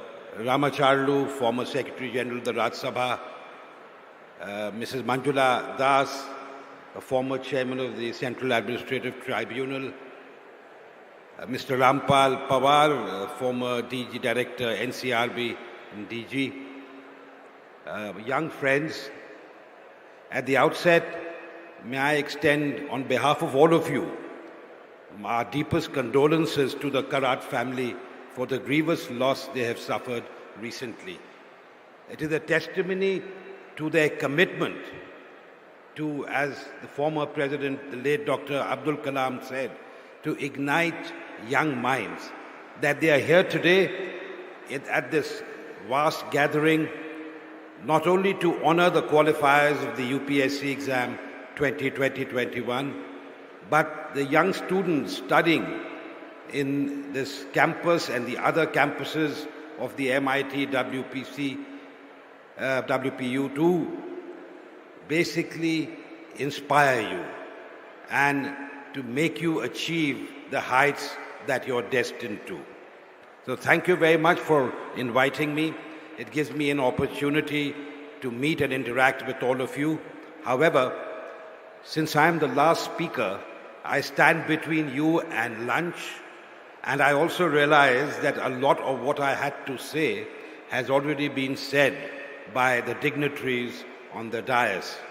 So I'm going to try and be brief. I think it's important that everyone's experiences as something that others can learn from and imbibe. Yet, I think what is also important to remember that when you qualify for government service, and as Mr. Rahul Karad just mentioned, its service means seva. And obviously seva is the most important as far as all of us are concerned. We serve the nation, we serve the people, and we don't serve ourselves. Unfortunately, the civil service, the bureaucracy, has now been identified with the things that they were not supposed to do. We inherited what is called a steel frame, the civil service, from the British. I think that was very good because it provided stability to the country when we achieved independence. But unfortunately, as time went by, the civil service gained notoriety and deviated, I think, not everyone, a few bad sheep, but give the system and the services a bad name.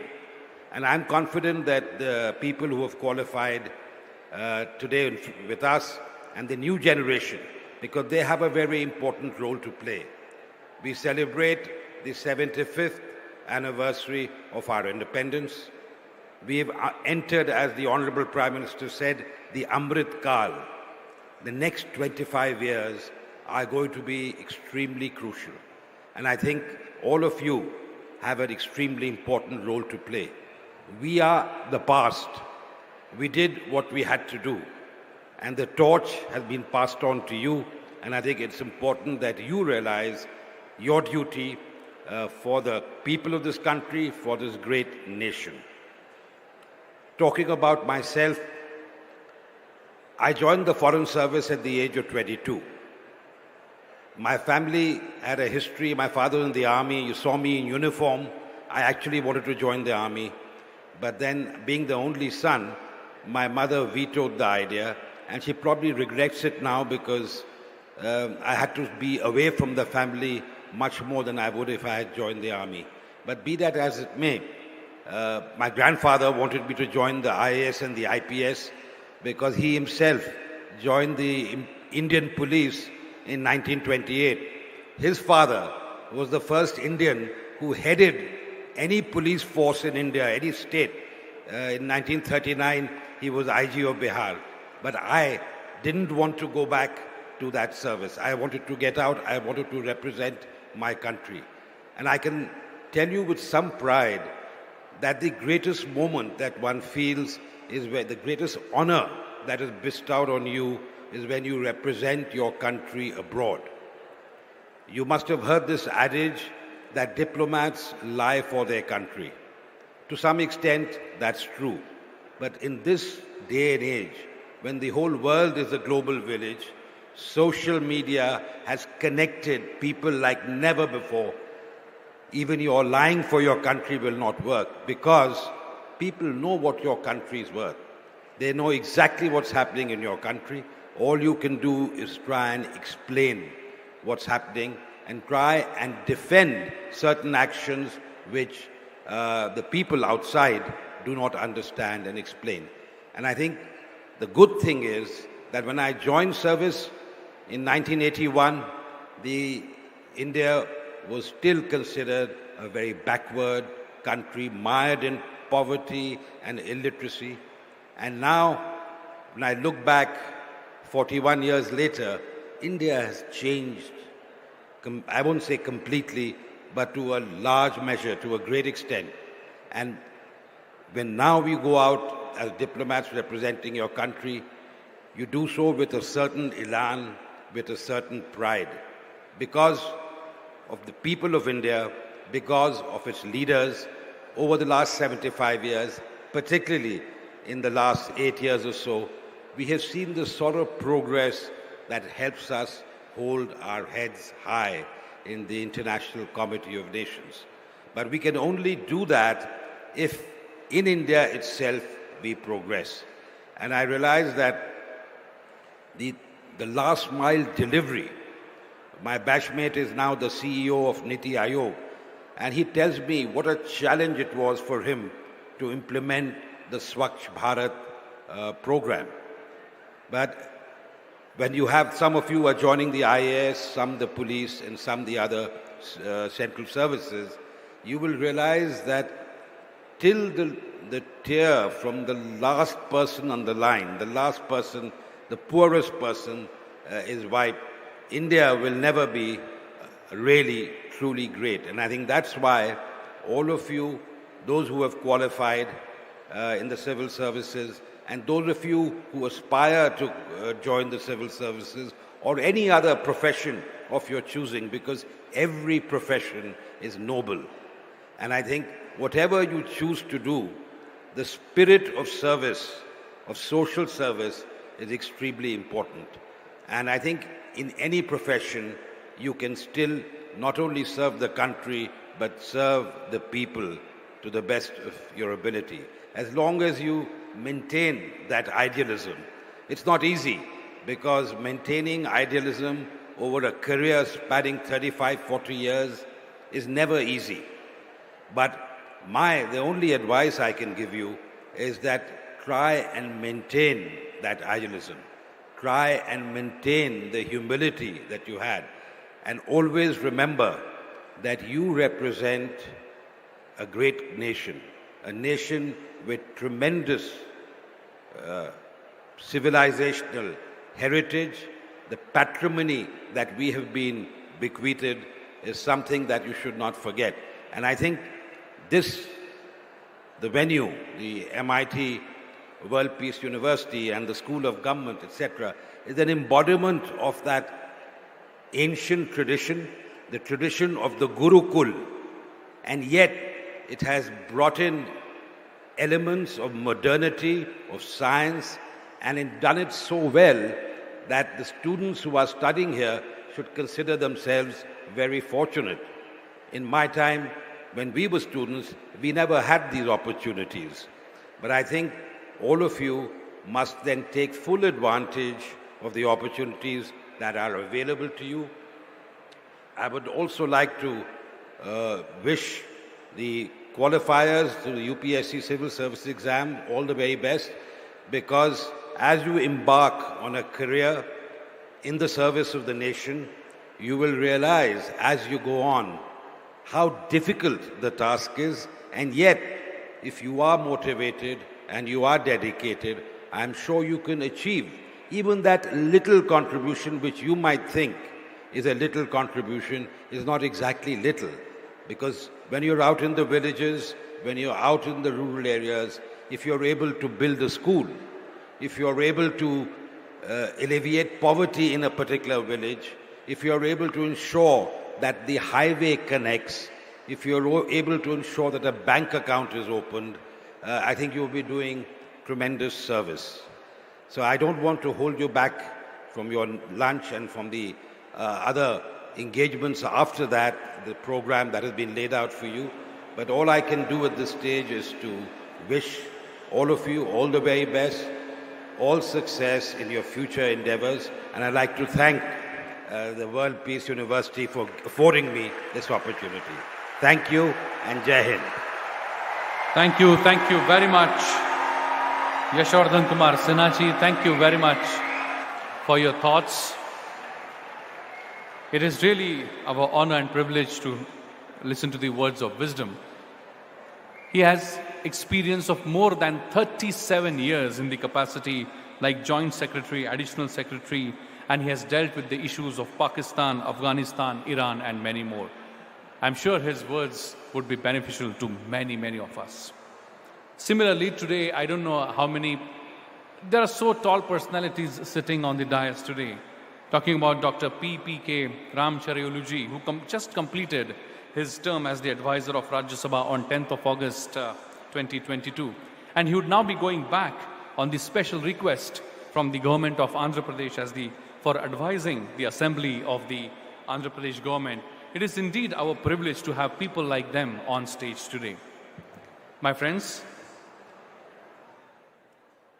I'm now going to request one candidate who has joined us just now, and we would not like to miss the opportunity to felicitate him. I would like to request to come up on stage All India rank 32, year 2021, Anay Navandar. I request Executive President Shri Rahul Karad and dignitaries on the dais to join hands to felicitate him.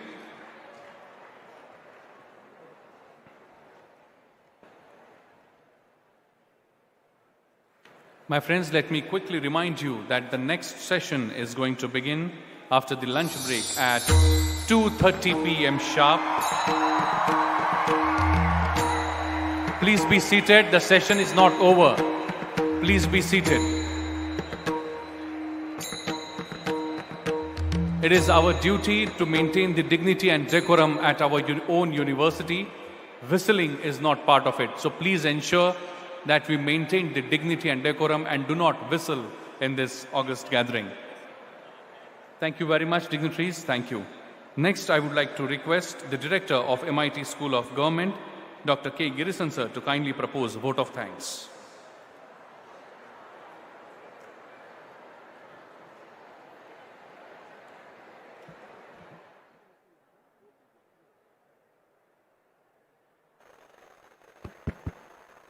Good afternoon, all of you. We are already behind the schedule, so I'll be very short and brief. I have a reason to be here. Expression of gratitude is an important part of the ethos and traditions of India. And I deem it as a great privilege to be here to deliver the vote of thanks to all those who have assembled here in the 13th Felicitation ceremony for the UPSC Qualifiers and Social Leadership Development Program, which is conceived with the guidance of Sri Vishwanath Karad and Sri Rahul Karad and operationalized by the MIT World Peace University team. And on behalf of the Board of Trustees and Founder President and Executive President and Vice Chancellor and academic leaders and all other people, I wish to express sincere gratitude to all eminent guests who have come to this program, especially Sri Yashvardhan Kumar Sinha ji, the CIC Chief Information Commissioner, and Dr. PPK Ramacharyulu, Advisor Rajya Sabha Secretariat, and Sri Ramphal Pawar, the former DG NCRB, and Advocate Manjula Das, the former Chairperson Central Administrative Tribunal, for giving their valuable words of wisdom in there and sharing their experiences in the professional journey to the qualifiers. And I have no doubt that this would be a great source of inspiration to the students who have assembled here to listen to them. I'm sure each one of the experts have shared their pearls of wisdom and advice to the qualifiers as well as the students. I wish to thank Ms. Gamini Singla for her brief but focused speech delivered on behalf of all the qualifiers and rank holders. While congratulating each one of the UPSC qualifier and rank holder for realizing the first part of their dream of being successful in the toughest known exam in the country, I hope that each one of you will show utmost commitment, compassion, honesty, integrity, sincerity, and professionalism in their professional journey ahead. And I also wish that each one of you will have your ears to the ground to understand and to listen to the grassroots issues, and also to keep your head high to understand and intervene into the larger issues. I wish to express thanks to the Professor Vishwanath Karad and Sri Rahul Karad and all the academic leaders from Vice Chancellor, Pro Vice Chancellor, and all staff and students of MIT World Peace University. And I wish to take this opportunity to express and say that this is a journey, and especially for the students of MIT World Peace University, this is going to be an academically enriching and personally satisfying and professionally beneficial journey to all of you. And thank you all. Thank you very much, sir. I request Dr. Girisan sir to kindly join the group photograph. On your seat, please. My friends, now we all are going to break for the lunch, and please note that the lunch is organized for all of you in this very pendal right at the back side of this. Please be seated. In 2 minutes we are concluding now. So on the back side of this stage, of this pendal, the food is arranged for all of you. Please have your lunch, and we would be meeting again at 2:30 p.m. sharp for the first session of the event on the roadmap to crack the civil services toppers speak. And this particular session, in this session you will have Kamini Singla, Vishal Dhakad, Deepesh Kumari, Rachit Gupta, Amol Murkat, and Pooja and Ayushi to discuss with you about this session. I request everyone to rise.